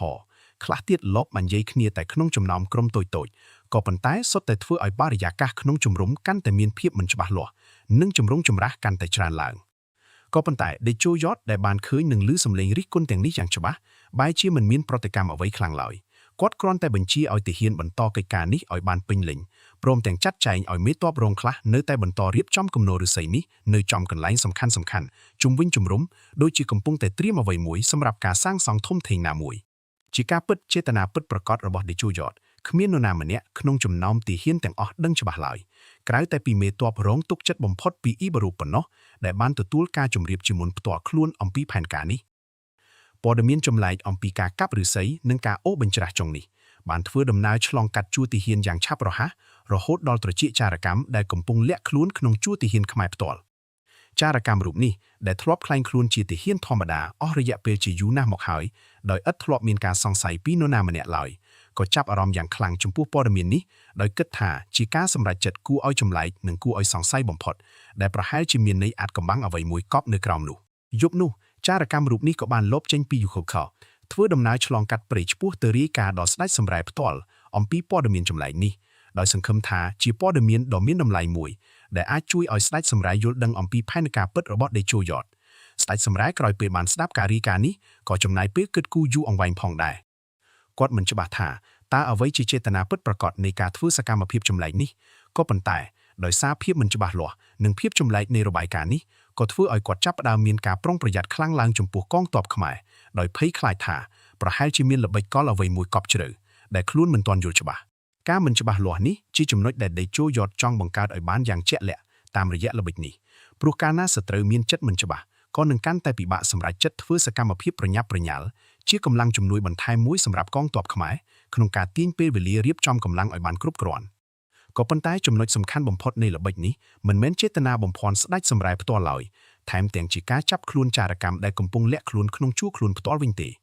ដែលជូយ៉តបានចាត់ចែងឲ្យទាហានទុកចិត្តមួយចំនួនធ្វើការសង្កេតដ៏ប្រុងប្រយ័ត្នចំពោះប្រតិកម្មរបស់ទាហានទាំងអស់ក្នុងជំរំគណៈបញ្ជាកាប់ឫស្សីនេះកំពុងតែអនុវត្តគាត់បានពន្យល់ដល់មេទ័ពរងទុកចិត្តថាការសម្រេចចិត្តចម្លែកមួយបែបនេះទាហានធម្មតាដែលមិនដឹងអ្វីទាំងអស់ប្រកាសជានឹងមានប្រតិកម្មភ្ញាក់ផ្អើលចំអកឬសង្ស័យអំពីសមត្ថភាពរបស់អញដូចជាធម្មតាទេក៏ប៉ុន្តែជនណាដែលបានដឹងអំពីល្បិចនេះជាមុនស្រាប់ដោយសារបានតាក់ទងជាមួយសត្រូវឬដឹងច្បាស់ថានេះជាល្បិចមួយគេនឹងមិនចង្អុលបង្ហាញការភាំងភ្លឺឬសង្ស័យអ្វីឡើយថែមទាំងអាចលោកមកញឹមចំអកតិចៗដោយគិតថាខ្លួនបានដឹងច្បាស់អំពីអ្វីមួយដែលអ្នកដទៃមិនដឹ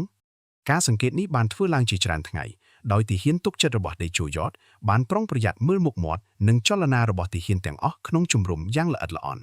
់ទីបំផុតពួកគេបានកត់សម្គាល់ឃើញបុរស2-3នាក់ដែលមានចលនាចម្លែកមិនបានសម្ដែងនូវការភាំងភ្លឺឬការចំអកអំពីល្បិចនេះដូចអ្នកដទៃឡើយថែមទាំងម្នាក់ក្នុងចំណោមនោះថែមទាំងបានលបមញឹមតូចមួយដោយហាក់ដូចជាដឹងច្បាស់ថានេះជាល្បិចមួយដែលមិនមែនជាការសម្រេចចិត្តខុសឆ្គងរបស់មេទ័ពថ្មីឡើយព័ត៌មាននេះត្រូវបានរាយការណ៍ដល់ដេជូយ៉តភ្លាមដេជូយ៉តក៏ចាត់ចែងឲ្យទាហានទុកចិត្តរបស់ខ្លួនបន្តតាមដានចលនារបស់បុរសទាំងនោះយ៉ាងជិតស្និទ្ធបំផុតដើម្បីរកភស្តុតាងបន្ថែមមុននឹងធ្វើសកម្មភាពក្នុងរយៈពេលមួយសប្តាហ៍បុរសម្នាក់ក្នុងចំណោមនោះត្រូវចាប់បានទាំងសម្ងាត់កំពុងតែសរសេរសារខ្លីមួយត្រៀមផ្ញើទៅឲ្យសត្រូវដោយសារខ្លាចថាកងទ័ពខ្មែរប្រហែលជាមានផែនការធំមួយកប់ជ្រៅជាងអ្វីដែលគេឃើញភ្លាមនោះដេជូយ៉តក៏បញ្ជាឲ្យចាប់ខ្លួនបុរសទាំងអស់ដែលបានកត់សម្គាល់ថាមិនមានប្រតិកម្មធម្មតាព្រមទាំងធ្វើការសួរនាំយ៉ាងម៉ឺងម៉ាត់ក្រោយពេលធ្វើការសួរនាំក៏បានបញ្ជាក់ថាបុរសទាំងនោះពិតជាចារកម្មរបស់ស្ដេចសម្រែដែលបានលបចូលមកលីឡំក្នុងជួរទាហានខ្មែរជាយូរអង្វែងមកហើយដេជូយ៉តបានប្រើដាវអាញាសឹកកាត់ក្បាលចារកម្មទាំងនោះនៅចំពោះមុខទាហានទាំងអស់ភ្លាមជាការព្រមានយ៉ាងច្បាស់លាស់ដល់អ្នកណាដែលមានចេតនាក្បត់ជាតិផ្សេងទៀតព្រឹត្តិការណ៍នេះបានធ្វើឲ្យទាហានទាំងអស់ដែលធ្លាប់រិះគន់ដេជូយ៉តអំពីល្បិចអូសឫស្សីនោះភ្ញាក់ផ្អើលយ៉ាងខ្លាំងដឹងច្បាស់ថាការសម្រេចចិត្តហាក់ដូចជាចម្លែកនោះជាការពិតជាល្បិចកលដ៏ជ្រាលជ្រៅមួយដែលមេទ័ពថ្មីរបស់ខ្លួនបានរៀបចំយ៉ាងឆ្លាតវៃដើម្បីលាតត្រដាងចារកម្មសម្ងាត់ដែលលាក់ខ្លួនក្នុងជួរខ្លួនផ្ទាល់ចាប់ពីពេលនោះមកការគោរពនិងទុកចិត្តរបស់ទាហានទាំងអស់ចំពោះដេជូយ៉តក៏កើនឡើងកាន់តែខ្លាំងដឹងច្បាស់ថាមេទ័ពថ្មីរបស់ខ្លួនមិនត្រឹមតែមានកម្លាំងកាយនិងអំណាចអាចកំបាំងប៉ុណ្ណោះទេថែមទាំងមានប្រាជ្ញាកលល្បិចដ៏ជ្រាលជ្រៅដែលអាចប្រែក្លាយស្ថានភាពដ៏លំបាកឲ្យក្លាយជាឱកាសបានយ៉ាងអស្ចារ្យក្រោយពីទទួលបានជោគជ័យក្នុងការលាតត្រដាងចារកម្មសម្ងាត់នៅក្នុងជួរខ្លួនដេជូយ៉តក៏មានទំនុកចិត្តខ្លាំងឡើងអំពីលទ្ធភាពនៃការទាញយកជ័យជំនះលើស្ដេចសម្រែគាត់បានពិចារណាឡើងវិញអំពីមេរៀនកន្លងមកដឹងច្បាស់ថាការវាយចូលចំមុខដោយផ្ទាល់ជាមួយអ្នកកាន់សិលអាគមខ្លាំងក្លាដោយស្ដេចសម្រែនឹងតែងតែផ្ដល់ហានិភ័យខ្ពស់ចំពោះជីវិតទាហានព្រមទាំងអាចមិនទទួលបានលទ្ធផលច្បាស់លាស់ដូច្នេះដេជូយ៉តក៏សម្រេចចិត្តប្រើយុទ្ធសាស្ត្រថ្មីមួយខុសពីការចម្បាំងផ្ទាល់មុខគឺយុទ្ធសាស្ត្រព័ទ្ធទីដែលផ្ដោតលើការកាត់ផ្តាច់ធនធានចាំបាច់របស់សត្រូវជំនួសឲ្យការប្រថុយជីវិតទាហានច្រើនក្នុងសមរភូមិបើកចំហគាត់បានហៅមេទ័ពរងទាំងអស់ចូលមកប្រជុំពន្យល់អំពីផែនការថ្មីនេះយ៉ាងលម្អិតដែលជូយ៉តបានបញ្ជាឲ្យបែងចែកកម្លាំងទាហានទាំងអស់ជាច្រើនក្រុមតូចៗធ្វើការឡោមព័ទ្ធជុំវិញបន្ទាយស្ដេចសម្រែពីគ្រប់ទិសទីដោយមិនធ្វើការវាយឆ្មក់ចូលដោយផ្ទាល់ឡើយក្រុមទាហាននីមួយៗត្រូវធ្វើការឃ្លាំមើលផ្លូវចេញចូលបន្ទាយគ្រប់ចំណុចចាប់ពីច្រកភ្នំតូចៗផ្លូវព្រៃស្ងាត់រហូតដល់ផ្លូវទឹកតូចៗដែលអាចប្រើប្រាស់សម្រាប់ដឹកជញ្ជូនស្បៀងការឡោមព័ទ្ធនេះធ្វើឡើងយ៉ាងប្រុងប្រយ័ត្នបំផុតដោយប្រើប្រាស់ភូមិសាស្ត្រព្រៃស្រោងនិងជ្រលងភ្នំជាកន្លែងលាក់ខ្លួនធ្វើឲ្យស្ដេចសម្រែពិបាកនឹងសម្គាល់ឃើញកម្លាំងទាហានពិតប្រាកដដែលកំពុងព័ទ្ធជុំវិញខ្លួនចំណុចសំខាន់បំផុតនៃយុទ្ធសាស្ត្រនេះគឺការកាត់ផ្តាច់ស្បៀងអាហារនិងទឹកសម្រាប់ប្រើប្រាស់ក្នុងបន្ទាយដេជូយ៉តបានចាត់ចែងឲ្យក្រុមទាហានពិសេសមួយចំនួនធ្វើការឃ្លាំមើលផ្លូវដឹកជញ្ជូនស្បៀងអាហារដែលក្រុមបះបោរប្រើប្រាស់ជាប្រចាំពេលណារទេះស្បៀងណាមួយធ្វើដំណើរឆ្ពោះទៅរកបន្ទាយស្ដេចសម្រែក្រុមទាហានខ្មែរនឹងវាយឆ្មក់ចូលភ្លាមដុតបំផ្លាញរទេះស្បៀងទាំងនោះជាបន្តបន្ទាប់ធ្វើឲ្យអង្ករស្រូវនិងចំណីអាហារផ្សេងទៀតមិនអាចទៅដល់បន្ទាយបានជាមួយគ្នានេះដេជូយ៉តក៏បានសិក្សាឡើងវិញអំពីប្រភពទឹកសំខាន់នៅជុំវិញបន្ទាយចាត់ចែងឲ្យទាហានចូលទៅបំពុលប្រភពទឹកមួយចំនួនព្រមទាំងឡោមព័ទ្ធប្រភពទឹកសំខាន់ផ្សេងទៀតធ្វើឲ្យក្រុមបះបោរមិនអាចទៅដល់ទឹកស្អាតបានស្រួលដូចមុនទៀតឡើយការឡោមព័ទ្ធនេះបានបន្តជាច្រើនសប្តាហ៍ដោយកងទ័ពខ្មែរនៅតែរក្សាកម្លាំងទាហានឲ្យបានគ្រប់គ្រាន់ជុំវិញបន្ទាយដោយឥតធ្វើការវាយឆ្មក់ចូលដោយផ្ទាល់ឡើយស្ដេចសម្រែដែលចាប់ផ្ដើមមានអារម្មណ៍ថាធនធានក្នុងបន្ទាយកំពុងតែថយចុះជាលំដាប់ក៏ចាប់ផ្ដើមមានចិត្តព្រួយបារម្ភខ្លាំងគាត់បានសម្រេចចិត្តព្យាយាមវាយទម្លាយការឡោមព័ទ្ធនេះជាច្រើនដង ដោយផ្ញើក្រុមទាហានធំចេញទៅវាយឆ្មក់ចំណុចខ្សោយដែលគាត់គិតថាកងទ័ពខ្មែរប្រហែលជាមិនបានយកចិត្តទុកដាក់គ្រប់គ្រាន់ក៏ប៉ុន្តែរាល់ការព្យាយាមទាំងនោះសុទ្ធតែត្រូវបរាជ័យព្រោះយុទ្ធសាស្ត្រការពាររបស់តេជោយ័តមានលក្ខណៈមាំមួននិងបត់បែនបានយ៉ាងល្អរាល់ចំណុចដែលកម្លាំងបះបោរព្យាយាមវាយចេញតេជោយ័តតែងតែមានក្រុមទាហានបម្រុងទុកសម្រាប់ការឆ្លើយតបភ្លាមៗធ្វើឲ្យក្រុមទាហានស្ដេចសម្រែដែលព្យាយាមវាយចេញត្រូវទប់ទល់និងបង្ខំឲ្យដកថយត្រឡប់ចូលទៅក្នុងបន្ទាយវិញជារៀងរាល់ដងដោយបាត់បង់កម្លាំងទាហានបន្តិចម្ដងរយៈពេលកន្លងផុតទៅ1ខែស្ថានភាពក្នុងបន្ទាយស្ដេចសម្រែក៏កាន់តែធ្ងន់ធ្ងរឡើងជាលំដាប់ស្បៀងអាហារដែលនៅសល់ចាប់ផ្ដើមខ្វះខាតយ៉ាងខ្លាំងទាហានបះបោរជាច្រើនរូបចាប់ផ្ដើមមានអារម្មណ៍ឃ្លានកម្លាំងកាយចុះខ្សោយខ្លះថែមទាំងឈឺថ្កាត់ដោយសារខ្វះទឹកស្អាតគ្រប់គ្រាន់សម្រាប់ប្រើប្រាស់ប្រចាំថ្ងៃសំឡេងតវ៉ានិងការទុញគ្នាក៏ចាប់ផ្ដើមកើតឡើងកណ្ដាលបន្ទាយខ្លះនិយាយថាការបះបោរនេះមិនអាចទទួលបានជោគជ័យបានឡើយខ្លះទៀតចង់រត់ចេញភៀសខ្លួនក៏ប៉ុន្តែខ្លាចត្រូវចាប់ដោយកងទ័ពខ្មែរដែលកំពុងឡោមព័ទ្ធនៅជុំវិញបន្ទាយស្មារតីទាហានបះបោរកាន់តែធ្លាក់ចុះជាលំដាប់ខណៈស្ដេចសម្រែផ្ទាល់ខ្លួនក៏ចាប់ផ្ដើមមានចិត្តព្រួយបារម្ភខ្លាំងព្រោះមើលឃើញច្បាស់ថាបើសិនជាស្ថានភាពនេះបន្តទៅមុខទៀតនោះកម្លាំងទាហានរបស់ខ្លួននឹងបាក់ទឹកចិត្តទាំងស្រុងដោយឥតចាំបាច់ឲ្យកងទ័ពខ្មែរធ្វើការវាយឆ្មក់ចូលដោយផ្ទាល់ផងទេដោយសង្កេតឃើញស្ថានភាពនេះកាន់តែច្បាស់លាស់តេជោយ័តក៏សម្រេចចិត្តប្រើវិធីសាស្ត្របន្ថែមមួយដើម្បីបំបែកចិត្តទាហានស្ដេចសម្រែឲ្យបាក់ធ្លាយកាន់តែឆាប់រហ័សគាត់បានចាត់ចែងឲ្យទាហានស្ទាត់ជំនាញខាងធនូសរសេរសម្បត្តិអំពាវនាវខ្លីៗជាច្រើនច្បាប់ចងជាប់នឹងព្រួញរួចបាញ់ចូលទៅក្នុងបន្ទាយពេលយប់ដាក់ចុះលើទីតាំងផ្សេងគ្នាដើម្បីឲ្យទាហានបះបោរអានឃើញបានច្រើនតាមដែលអាចធ្វើទៅបានសម្បត្តិទាំងនោះមានខ្លឹមសារបញ្ជាក់ថាចំពោះទាហានធម្មតាដែលមិនមែនជាថ្នាក់ដឹកនាំចម្បងប្រសិនបើព្រមចុះចូលទុកអាវុធនិងចេញពីបន្ទាយដោយស្ម័គ្រចិត្តនោះនឹងទទួលបានការអធ្យាស្រ័យគ្មានការចាប់ខ្លួនឬដាក់ទណ្ឌកម្មធ្ងន់ធ្ងរឡើយព្រមទាំងអាចត្រឡប់ទៅរស់នៅជាមួយគ្រួសារវិញបានតាមធម្មតាចំណែកឯថ្នាក់ដឹកនាំចម្បងត្រូវទទួលខុសត្រូវចំពោះការក្បត់ជាតិដោយផ្ទាល់ក៏ប៉ុន្តែចំពោះទាហានធម្មតាដែលគ្រាន់តែធ្វើតាមបញ្ជាគឺមិនចាំបាច់ត្រូវទទួលទណ្ឌកម្មដូចគ្នាឡើយល្បិចនេះជាការវាយប្រហារផ្នែកចិត្តគំនិតដ៏ឆ្លាតវៃមួយព្រោះខណៈកម្លាំងកាយនិងស្បៀងអាហាររបស់ទាហានបះបោរកំពុងតែថយចុះជាលំដាប់ការមានជំរឿសរស់រានមួយបានលេចមុខមកជាការសង្ឃឹមថ្មីមួយសម្រាប់ទាហានទាំងនោះរាល់យប់ព្រួញសម្បត្តិច្រើនកាន់តែច្រើនឡើងបានបាញ់ចូលទៅក្នុងបន្ទាយធ្វើឲ្យទាហានបះបោរជាច្រើនរូបចាប់ផ្ដើមអានឃើញនិងលើកយកមកពិភាក្សាគ្នាដោយស្ងាត់ក្នុងចំណោមមិត្តភ័ក្តិដែលទុកចិត្តគ្នាខ្លះចាប់ផ្ដើមមានចិត្តគិតទៅរកគ្រួសារកូនចៅដែលកំពុងរងចាំនៅភូមិកំណើតខ្លះទៀតគិតទៅរកជីវិតធម្មតាដែលធ្លាប់មានមុននឹងចូលរួមក្នុងចលនាបះបោរនេះស្ដេចសម្រែក្រោយពេលបានដឹងអំពីសម្បត្តិអំពាវនាវទាំងនេះក៏ខឹងសម្បាយ៉ាងខ្លាំងព្យាយាមហាមឃាត់ទាហានឲ្យបានអានសម្បត្តិទាំងនោះព្រមទាំងដាក់ទណ្ឌកម្មធ្ងន់ធ្ងរចំពោះនរណាដែលចាប់បានកាន់សម្បត្តិនោះក៏ប៉ុន្តែដោយសារចំនួនសម្បត្តិមានច្រើនកុះករព្រមទាំងបាញ់ចូលពីគ្រប់ទិសទីទាំងយប់គាត់មិនអាចទប់ស្កាត់ការផ្សព្វផ្សាយនេះបានពេញលេញឡើយស្មារតីទាហានក្នុងបន្ទាយកាន់តែធ្លាក់ចុះជាលំដាប់ខណៈអារម្មណ៍ភ័យខ្លាចភាពអស់សង្ឃឹមនិងចង់រកជំរឿសរស់រានកាន់តែផ្សព្វផ្សាយកាន់តែច្រើនឡើងក្នុងចំណោមទាហានធម្មតាស្ថានភាពនេះបានក្លាយជាមូលដ្ឋានគ្រឹះមួយដ៏សំខាន់សម្រាប់ជំហានបន្ទាប់នៃផែនការតេជោយ័តក្នុងការបញ្ចប់ចលនាបះបោរនេះដោយបាត់បង់ជីវិតតិចតួចបំផុតតាមដែលអាចធ្វើទៅបានក្រោយពីការឡោមព័ទ្ធអូសបន្លាយអស់ជាច្រើនខែស្ថានភាពក្នុងបន្ទាយស្ដេចសម្រែក៏ធ្លាក់ចុះដល់ចំណុចអន្តរាយបំផុតស្បៀងអាហារអស់ស្ទើរតែទាំងស្រុងទឹកស្អាតសម្រាប់ផឹកកាន់តែខ្វះខាតធ្ងន់ធ្ងរខណៈសម្បត្តិអំពាវនាវរបស់តេជោយ័តបានធ្វើឲ្យទាហានជាច្រើនរូបគេចរត់ចេញពីបន្ទាយបន្តិចម្ដងទាំងយប់ទាំងថ្ងៃស្ដេចសម្រែឈរនៅលើកំពែងបន្ទាយសម្លឹងមើលទៅកម្លាំងទាហានដែលនៅសល់តូចថយជាងមុនច្រើនដងចិត្តគំនិតរបស់គាត់ក៏ដឹងច្បាស់ថាស្ថានភាពនេះលែងអាចទប់ទល់បានទៀតហើយការបន្តរងចាំក្នុងបន្ទាយគ្រាន់តែជាការទទួលមរណភាពដ៏យឺតប៉ុណ្ណោះដូច្នេះស្ដេចសម្រែក៏សម្រេចចិត្តចុងក្រោយមួយដែលមានលក្ខណៈស្លាប់រស់គឺបើកទ្វារបន្ទាយនាំកម្លាំងទាហានទាំងអស់ដែលនៅសល់ចេញទៅប្រយុទ្ធជាលើកចុងក្រោយនៅចំហទីវាលដោយសង្ឃឹមថាបើសិនជាអាចកម្ចាត់តេជោយ័តបាននោះកងទ័ពខ្មែរដែលគ្មានមេដឹកនាំនឹងបាក់ទឹកចិត្តភ្លាមជាឱកាសចុងក្រោយសម្រាប់ការរួចផុតពីស្ថានភាពដ៏អាសន្ននេះព្រឹកមួយទ្វារបន្ទាយធំបានបើកភ្លាមកម្លាំងទាហានស្ដេចសម្រែដែលនៅសល់ចេញមកតម្រង់ជួរនៅចំហទីវាលមុខបន្ទាយទោះជាមានចំនួនតិចជាងកងទ័ពខ្មែរច្រើនដងក៏ប៉ុន្តែទឹកមុខទាហានទាំងនោះសម្ដែងនឹងការតាំងចិត្តស្លាប់រស់ដោយដឹងច្បាស់ថានេះជាការប្រយុទ្ធចុងក្រោយតេជោយ័តដែលទទួលដំណឹងអំពីការចេញមករបស់សត្រូវភ្លាមក៏បញ្ជាឲ្យកងទ័ពខ្មែរទាំងអស់តម្រង់ជួរឡើងវិញយ៉ាងឆាប់រហ័សត្រៀមខ្លួនសម្រាប់ការប្រយុទ្ធគ្នាចុងក្រោយនេះស្ដេចសម្រែបានឈរនៅចំកណ្ដាលទីវាលលើកបាតដៃដែកមួយគូឡើងលើមេឃស្រែកសម្លេងខ្លាំងក្លាឆ្ពោះទៅរកតេជោយ័តដោយផ្ទាល់យ័ត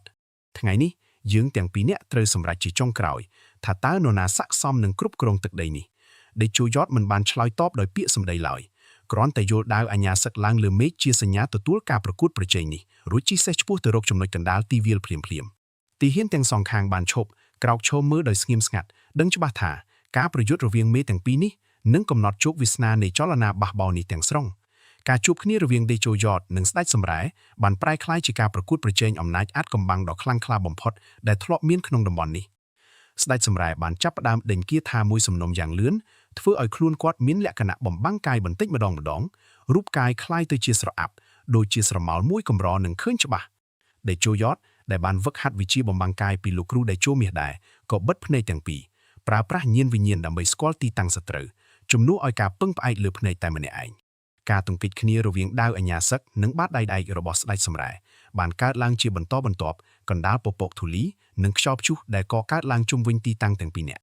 ់ជួនកាលក្បាច់ដាវរបស់ដេជោយ៉តហាក់ដូចជាកាត់ចូលទៅរកព្រលឹងផ្ទាល់របស់ស្ដេចសម្រែធ្វើឲ្យគាត់មានអារម្មណ៍ឈឺចាប់ខាងក្នុងជាជាងរបួសខាងក្រៅជាបែបផែននៃវិជាកាត់ព្រលឹងដ៏កម្រនិងប្រើប្រាស់ការប្រយុទ្ធនេះបានបន្តជាយូរអង្វែងទាំងពីរនាក់សុទ្ធតែឆ្លាស់គ្នាទាញយកភាពខ្លាំងគ្មាននរណាម្នាក់អាចយកឈ្នះលើគ្នាបានយ៉ាងងាយស្រួលឡើយស្ដេចសម្រែចាប់ផ្ដើមប្រើកម្លាំងអាថ៌កំបាំងកាន់តែច្រើនឡើងជាបន្តបន្ទាប់ដោយសង្ឃឹមថានឹងអាចធ្វើឲ្យដេជោយ៉តនឿយហត់និងធ្លាក់ចុះកម្លាំងចិត្តលឿនជាងខ្លួ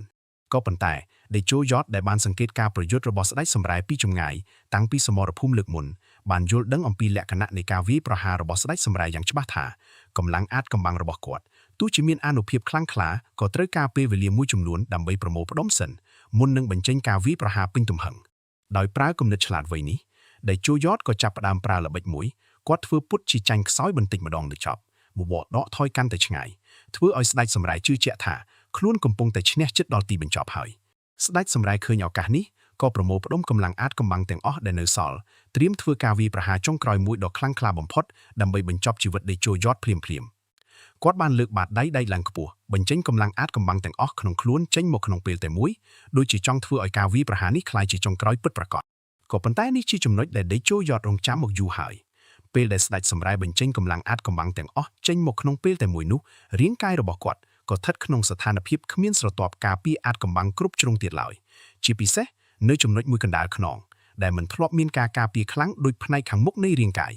ដេជោយ៉តដោយប្រើល្បឿនភ្លេចបន្ទោដ៏ស្ទាត់ជំនាញដែលបានវឹកហាត់អស់ជាច្រើនឆ្នាំក៏បានគេចវិចខ្លួនចេញពីទិសដៅនៃការវាយប្រហារនោះភ្លាមៗរួចវិលខ្លួនយ៉ាងលឿនទៅរកចំណុចខាងក្រោយរបស់ស្ដេចសម្រែដែលកំពុងតែគ្មានការកាប់ដោយកម្លាំងចិត្តទាំងអស់ដែលមានបូករួមទាំងចិត្តគំនិតចង់សងសឹកជូនលោកគ្រូដេជោមាសដេជោយ៉តបានយល់ដាវអាញាសឹកកាត់ចូលទៅរកចំណុចនោះភ្លាមៗដោយឥតញញើតបន្តិចណាឡើយដាវនោះបានកាត់ចូលដល់ខ្លួនស្ដេចសម្រែយ៉ាងជ្រៅធ្វើឲ្យគាត់ស្រែកឡើងដោយឈឺចាប់ខ្លាំងកម្លាំងអាថ៌កំបាំងទាំងអស់ដែលកំពុងតែប្រមូលផ្ដុំនោះក៏រលាយបាត់ភ្លាមៗដូចជាព្យុះមួយបានឈប់បក់ភ្លាមៗស្ដេចសម្រែធ្លាក់ចុះជង្គង់ដៃទាំងពីរទប់លើដីស្មៅឈាមហូរចេញយ៉ាងច្រើនពីបួសនោះឌីយ៉ូក៏បានឈរនៅចំពោះមុខស្ដេចសម្រែដែលកំពុងតែសន្លប់ស្រែកឡើងដោយសំឡេងខ្លាំងក្លានេះជាការសងសឹកជូនលោកគ្រូដេជោមាសដែលឯងបានសម្លាប់នៅសមរភូមិលើកមុនដោយកម្លាំងចិត្តទាំងអស់ដែលបានប្រមូលផ្ដុំអស់រយៈពេលជាច្រើនខែដេជោយ៉តបានលើកដាវអាញាសឹកឡើងខ្ពស់រួចកាត់ផ្ដាច់ក្បាលស្ដេចសម្រែឲ្យធ្លាក់ដល់ដីភ្លាមៗចំពោះមុខភ្នែកទាហានទាំងសងខាងដែលកំពុងឈរមើលដោយភ្ញាក់ផ្អើលទាំងអស់គ្ន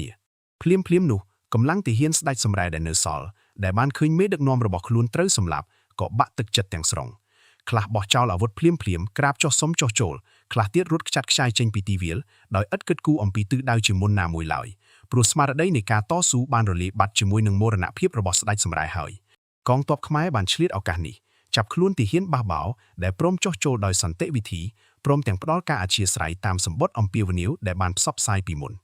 ជ័យជំនះនេះមានលក្ខណៈទាំងស្រុងបំផុតបន្ទាយស្ដេចសម្រែដែលធ្លាប់ជាមូលដ្ឋានចលនាបះបោរអស់ជាច្រើនខែត្រូវកម្លាំងខ្មែរចូលកាន់កាប់ភ្លាមៗដោយឥតមានការតទល់ខ្លាំងក្លាបន្ថែមទៀតឡើយទឹកដីភាគខាងលើនៃខេត្តដែលធ្លាប់ស្ថិតក្រោមការគ្រប់គ្រងរបស់ក្រុមបះបោរជាយូរអង្វែងត្រូវបានរំដោះទាំងស្រុងឡើងវិញក្រោមអំណាចរាជការប្រជាជនក្នុងតំបន់ដែលធ្លាប់រស់នៅក្រោមការគំរាមកំហែងរបស់ស្ដេចសម្រែក៏ចេញមកស្វាគមន៍កងទ័ពខ្មែរដោយអំណរដ៏ធំធេងដឹងច្បាស់ថ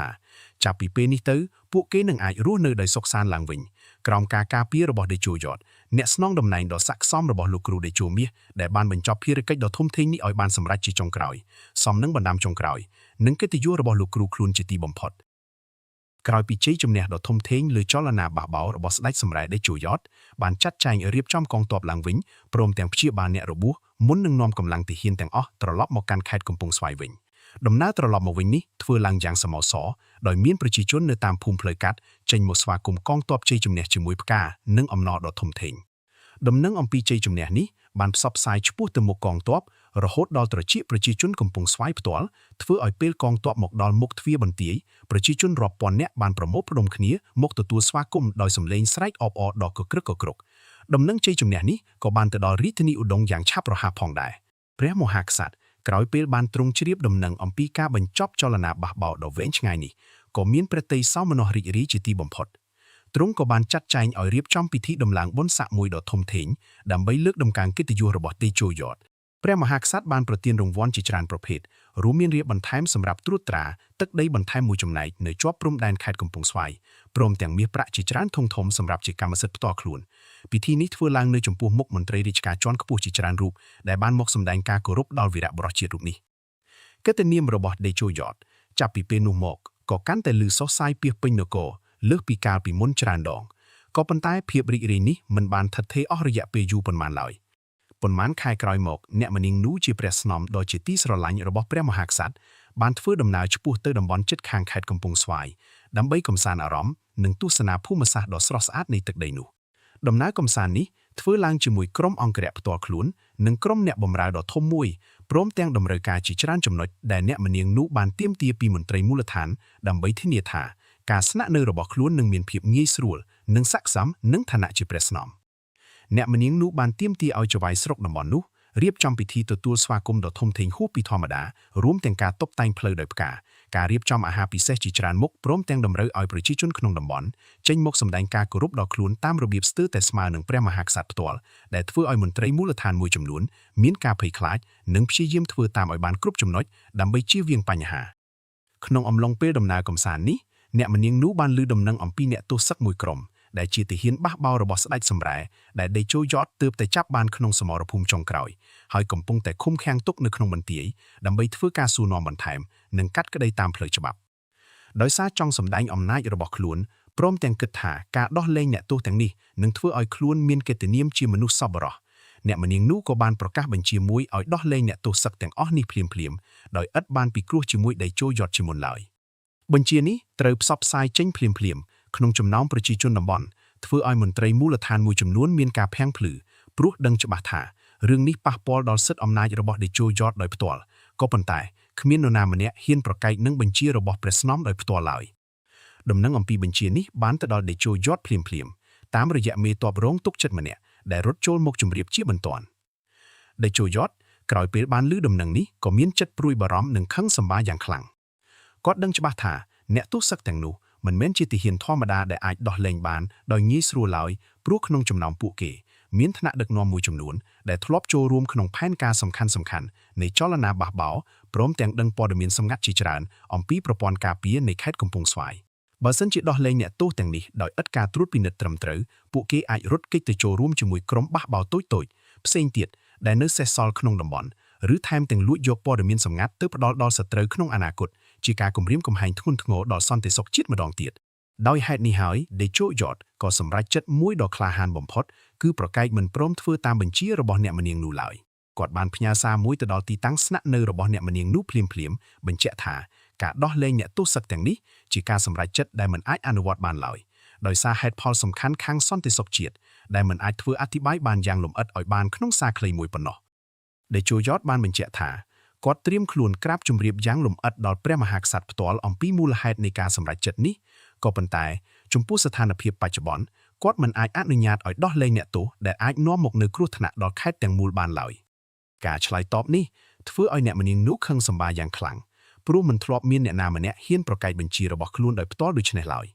ក្នុងចិត្តរបស់អ្នកមនាងនោះនេះជាការប្រមាថដល់អំណាចជាព្រះស្នំរបស់ខ្លួនជាការមើលងាយអំណាចដែលព្រះមហាក្សត្របានប្រទានឲ្យខ្លួនអ្នកមនាងនោះក៏ចាត់ចែងឲ្យផ្ញើសារជាបន្ទាន់ត្រឡប់ទៅរាជធានីឧដុង្គរាយការណ៍ដល់ព្រះមហាក្សត្រអំពីការប្រកែកនេះដោយបំភ្លឺបន្ថែមថាតេជោយ៉តកំពុងតែធ្វើសកម្មភាពមិនគោរពដល់រាជសំណាក់ព្រមទាំងអះអាងថាការសម្ដែងអំណាចដ៏ខ្លាំងក្លារបស់តេជោយ៉តនេះប្រហែលជាសញ្ញាណនៃចេតនាមិនស្មោះត្រង់ចំពោះរាជបល្ល័ង្កផងដែរចំនួនអំណាចនេះ បានคล้ายជាចំណុចប្រែក្លាយដ៏សំខាន់មួយក្នុងជីវិតរបស់ដេជោយ៉តព្រោះខណៈគាត់បានធ្វើសកម្មភាពត្រឹមត្រូវតាមមុខងារដើម្បីការពារសន្តិសុខជាតិក៏ប៉ុន្តែការធ្វើដូច្នេះបានប៉ះពាល់ដល់អារម្មណ៍របស់ព្រះស្នំដ៏មានឥទ្ធិពលនៅក្នុងរាជសំណាក់ដែលអាចនាំមកនូវផលវិបាកមិនអាចប៉ាន់ស្មានទុកជាមុនបានឡើយដេជោយ៉តខណៈកំពុងតែឈរតែម្នាក់ឯងកណ្ដាលបន្ទប់ការងារស្គាល់ច្បាស់ថាការសម្រេចចិត្តរបស់ខ្លួនទោះជាត្រឹមត្រូវតាមគោលការណ៍ក៏ដោយក៏អាចនាំមកនូវហានិភ័យធំធេងចំពោះជីវិតនិងកិត្តិយសរបស់ខ្លួនផ្ទាល់បើសិនជាព្រះមហាក្សត្រយល់ស្របតាមរបាយការណ៍ដែលអ្នកម្នាងនោះបានផ្ញើទៅក្រោយពីទទួលបានការឆ្លើយតបប្រកែកពីដេជោយ៉តអ្នកម្នាងនោះបានផ្ញើសារមួយទៀតត្រឡប់មកកាន់ខេត្តកំពង់ស្វាយភ្លាមៗដោយសំឡេងខឹងសម្បារកាន់តែខ្លាំ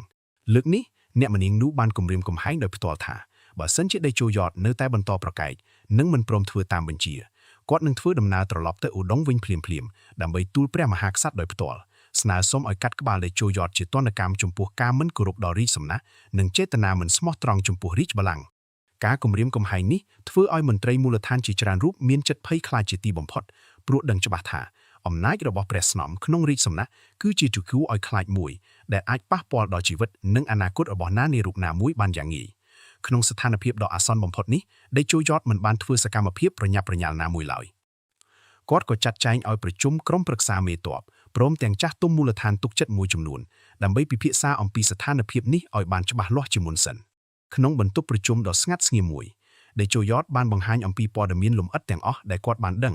ងអំពីទង្វើរបស់អ្នកម្នាងនោះចាប់ពីការទាមទារពិធីទទួលស្វាគមន៍ហួសហេតុរហូតដល់ការបញ្ជាដោះលែងអ្នកទោសសឹកដោយឥតការពិគ្រោះជាមួយអ្នកទទួលបន្ទុកកិច្ចការសឹកផ្ទាល់គាត់ក៏បានលើកឡើងអំពីហានិភ័យធ្ងន់ធ្ងរដែលអាចកើតឡើងបើសិនជាអ្នកទោសសឹកទាំងនោះត្រូវដោះលែងដោយឥតការត្រួតពិនិត្យត្រឹមត្រូវមេទ័ពរងនិងចាស់ទុំដែលចូលរួមប្រជុំបានស្ដាប់ដោយចិត្តព្រួយបារម្ភខ្លះលើកឡើងថាការប្រកែកនឹងព្រះស្នំជារឿងគ្រោះថ្នាក់ខ្លាំងណាស់ព្រោះអាចនាំមកនូវផលវិបាកយ៉ាងធំដល់ជីវិតនិងកិត្តិយសរបស់ដេជោយ៉តខ្លួនឯងព្រមទាំងខេត្តកំពង់ស្វាយទាំងមូលទៀតផងក៏ប៉ុន្តែដេជោយ៉តបានលើកឡើងនូវគោលការណ៍មួយដ៏សំខាន់ដែលបានទទួលមកពីលោកគ្រូដេជោមាសព្រមទាំងអំណាចដែលព្រះមហាក្សត្របានផ្ដល់ជាមុនក្នុងឋានៈជាអុកញ៉ាដេជោច្បាប់អាញាសឹកគឺជាច្បាប់ដ៏ស័ក្តិសិទ្ធិបំផុតសម្រាប់ការការពារជាតិមាតុភូមិទោះជាបុគ្គលណាមួយមានឋានៈខ្ពស់ប៉ុណ្ណាក៏ដោ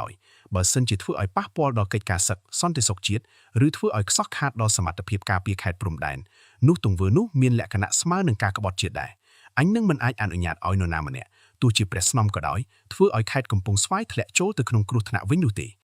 ពាក្យសម្ដីនេះធ្វើឲ្យក្រុមប្រឹក្សាទាំងអស់ស្ងប់ស្ងៀមឡើងភ្លាមខ្លះក្រាបចុះគាំទ្រការសម្រេចចិត្តរបស់ដេជោយ៉តដោយដឹងច្បាស់ថាការការពារកិច្ចការសឹកនិងសន្តិសុខជាតិគឺជាទំនួលខុសត្រូវដ៏ធំបំផុតរបស់អ្នកកាន់ងារអុកញ៉ាដេជោក្រោយពេលពិភាក្សាយូរអង្វែងក្រុមប្រឹក្សាទាំងអស់ក៏បានឯកភាពគ្នាគាំទ្រការសម្រេចចិត្តរបស់ដេជោយ៉តក្នុងការចាត់វិធានការតឹងរ៉ឹងបំផុតចំពោះទង្វើនេះទោះជាមានហានិភ័យធំធេងកម្រិតណាក៏ដោយដោយសារការគំរាមកំហែងរបស់អ្នកម្នាងនោះបានឈានដល់ចំណុចមួយដែលមិនអាចអធ្យាស្រ័យបានទៀតឡើយព្រមទាំងកង្វល់ថាបើសិនជាទុកចោលមិនចាត់ការណាមួយអ្នកម្នាងនោះអាចបន្តធ្វើសកម្មភាពប៉ះពាល់ដល់សន្តិសុខជាតិកាន់តែច្រើនឡើងទៀតដេជោយ៉តក៏សម្រេចចិត្តចុងក្រោយមួយដ៏ក្លាហាននិងគ្រោះថ្នាក់បំផុតក្នុងជីវិតរបស់ខ្លួនគាត់បញ្ជាឲ្យទាហានទុកចិត្តមួយក្រុមចេញទៅចាប់ខ្លួនអ្នកម្នាងនោះព្រមទាំងបកពួកអង្គរៈនិងអ្នកបម្រើដែលចូលរួមក្នុងទង្វើប៉ះពាល់ដល់សន្តិសុខជាតិនេះដាក់ចូលទៅក្នុងគុកនៃបន្ទាយភ្លាមដោយឥតឲ្យពេលវេលាសម្រាប់ការតតាំងឬការគេចខ្លួនឡើយការចាប់ខ្លួននេះធ្វើឲ្យអ្នកម្នាងនោះភ្ញាក់ផ្អើលយ៉ាងខ្លាំងខឹងសម្បារនិងស្រែកថាការធ្វើដូច្នេះជាការក្បត់ជាតិដ៏ធ្ងន់ធ្ងរបំផុតដោយសារខ្លួនជាព្រះស្នំស្ថិតលើអំណាចមេទ័ពទាំងអស់ក៏ប៉ុន្តែដេជោយ៉តមិនបានផ្លាស់ប្ដូរការសម្រេចចិត្តរបស់ខ្លួនឡើយព្រោះគាត់ដឹងច្បាស់ថាក្នុងកិច្ចការសឹកច្បាប់អាញាសឹកមិនអាចញែកចេញឲ្យនរណាម្នាក់ទោះជាមានឋានៈខ្ពស់ក៏ដោយបន្ទាប់ពីធ្វើការសួរនាំបន្តិចដើម្បីបញ្ជាក់ការពិតព្រមទាំងបញ្ជាក់ថាការដោះលែងអ្នកទោសសឹកនោះបានធ្វើឲ្យអ្នកទោសមួយចំនួនរួចរត់ចេញទៅចូលរួមជាមួយក្រុមបះបោរតូចៗដែលនៅសេសសល់ក្នុងតំបន់ភ្លាមដេជោយ៉តក៏សម្រេចចិត្តចុងក្រោយបំផុតថាការនេះជាទង្វើក្បត់ជាតិដ៏ច្បាស់លាស់ដែលត្រូវទទួលទណ្ឌកម្មតាមច្បាប់អាញាសឹកយ៉ាងតឹងរ៉ឹងបំផុត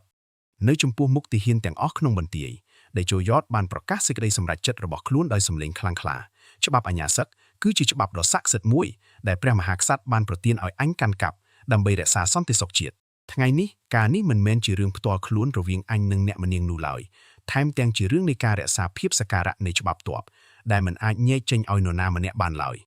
ដោយកម្លាំងចិត្តដ៏មុតមាំដែលជោយ៉តបានលើកដាវអាញាសឹកឡើងខ្ពស់ព្រមទាំងប្រើប្រាស់ដាវនោះកាត់ក្បាលអ្នកម្នាងនោះនៅចំពោះមុខទាហានទាំងអស់ភ្លាមដោយឥតការញញើតបន្តិចណាឡើយ ខណៈបកពួកអង្គរៈរបស់អ្នកម្នាងនោះក៏ត្រូវទទួលទណ្ឌកម្មតាមកម្រិតខុសគ្នាអាស្រ័យលើកម្រិតនៃការចូលរួមរបស់ពួកគេផងដែរក្រោយពេលធ្វើសកម្មភាពនេះរួចដែលជូយ៉តដឹងច្បាស់ថាការសម្រេចចិត្តនេះជាការសម្រេចចិត្តដ៏ធ្ងន់ធ្ងរបំផុតក្នុងជីវិតរបស់ខ្លួនដែលអាចនាំមកនូវផលវិបាកយ៉ាងធំពីរាជសំណាក់ដូច្នេះគាត់ក៏បានចាត់ចែងឲ្យរៀបចំសពរបស់អ្នកម្នាងនោ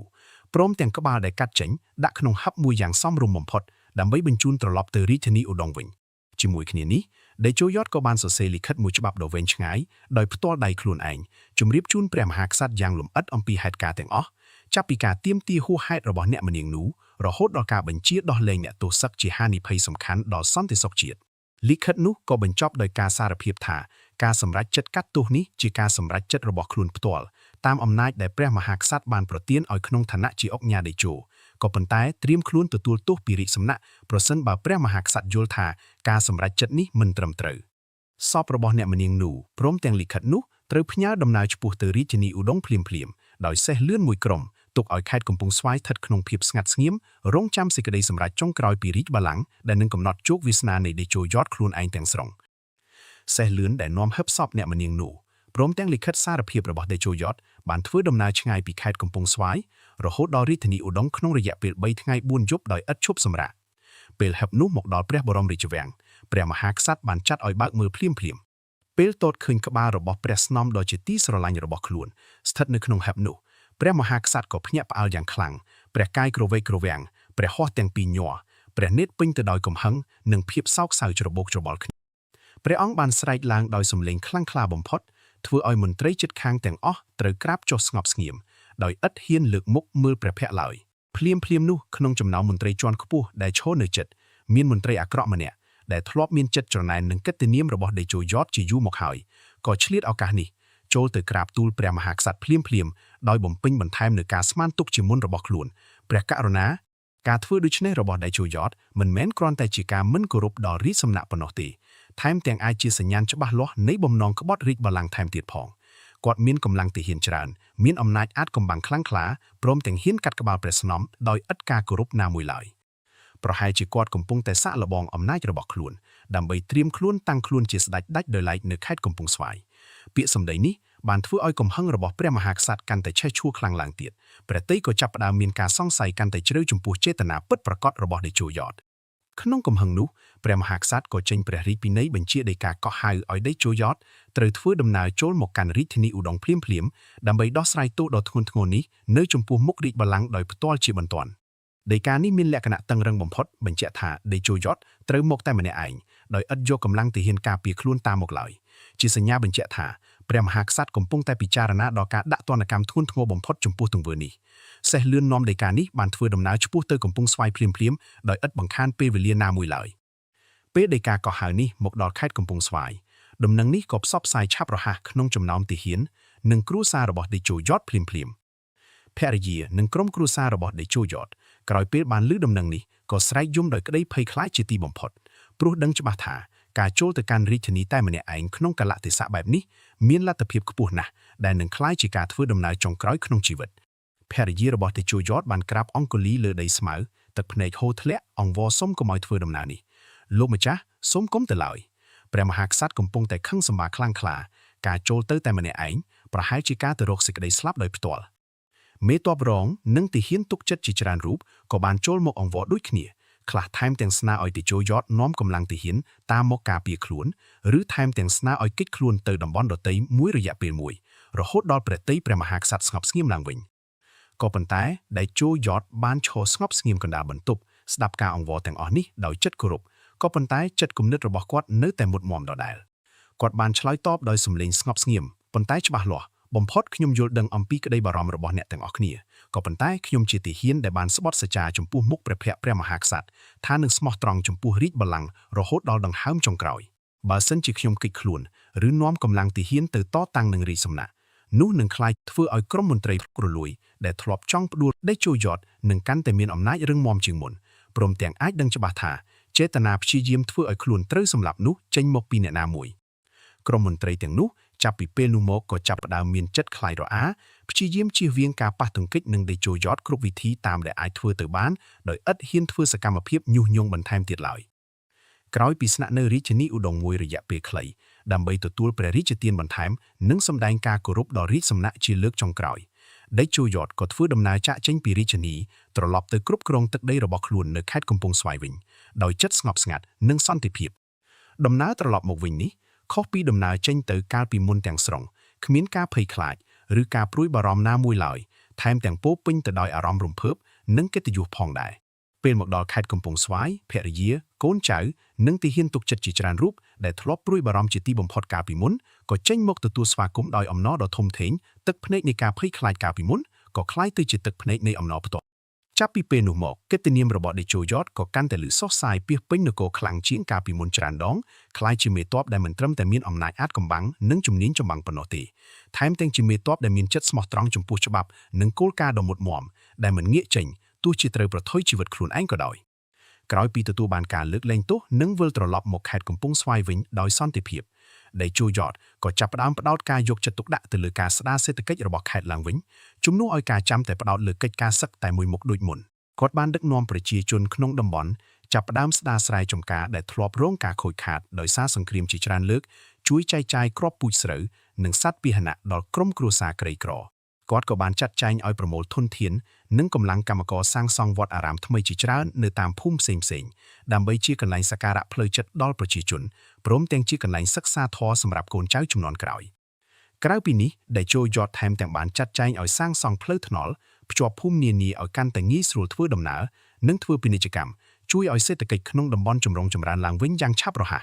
ស្របពេលជាមួយគ្នានេះដេជោយ៉តក៏ចាប់ផ្ដើមគិតគូរអំពីអនាគតរបស់វិជាអាគមនិងក្បួនសឹកដែលបានទទួលមកពីលោកគ្រូដេជោមាសគាត់ដឹងច្បាស់ថាចំណេះដឹងទាំងនេះមិនត្រូវឲ្យបាត់បង់ទៅជាមួយនឹងវ័យចាស់ជរារបស់ខ្លួនឡើយដូច្នេះគាត់ក៏ចាប់ផ្ដើមជ្រើសរើសយុវជនស្នេហាជាតិមួយចំនួនដែលមានចរិតលក្ខណៈស្មោះត្រង់និងកម្លាំងកាយសមរម្យមកបណ្ដុះបណ្ដាលវិជ្ជាសឹកនិងគុណដាវតាមរបៀបដោយដែលលោកគ្រូដេជោមាសធ្លាប់បង្រៀនខ្លួនគាត់កាលពីមុនការវឹកហាត់នេះធ្វើឡើងយ៉ាងប្រុងប្រយ័ត្ននិងតឹងរ៉ឹងដោយផ្ដោតលើការសាក់លបងចិត្តជាមុនសិនមុននឹងផ្ទេរអំណាចអាថ៌កំបាំងកម្រិតខ្ពស់ដល់សិស្សណាម្នាក់ដេជោយ៉តតែងតែរំលឹកខ្លួនឯងជានិច្ចថាវិជ្ជាទាំងនេះមានអានុភាពខ្លាំងក្លាត្រូវប្រគល់ជូនតែអ្នកមានចិត្តស្មោះត្រង់ដល់ជាតិមាតុភូមិប៉ុណ្ណោះក្រៅពីការបង្រៀនសិស្សថ្មីដេជោយ៉តក៏មិនបានភ្លេចនូវកតញ្ញូតាចំពោះលោកគ្រូដេជោមាសដែលបានចាក់ចេញទៅឡើយគាត់បានបន្តមើលថែជំទាវស្រែនជាភរិយារបស់ដេជោមាសដូចជាម្ដាយបង្កើតរបស់ខ្លួនផ្ទាល់រាល់ខែ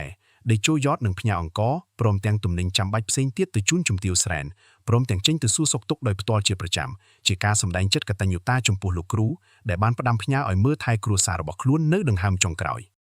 ជំទាវស្រែនក៏មានចិត្តរីករាយនិងសោមនស្សរីករាយចំពោះការថែរក្សានេះដោយចាត់ទុកដេជោយ៉តដូចជាកូនប្រុសបង្កើតរបស់ខ្លួនដែរ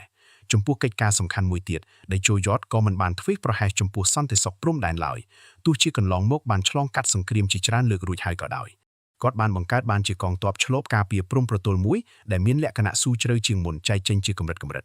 ចាប់ពីអ្នកឃ្លាំមើលនៅចំណុចព្រំដែនផ្ទាល់រហូតដល់អ្នកសម្ងាត់ដែលលាយឡំក្នុងទីផ្សារនិងភូមិសាមញ្ញនៅតំបន់ជិតខាង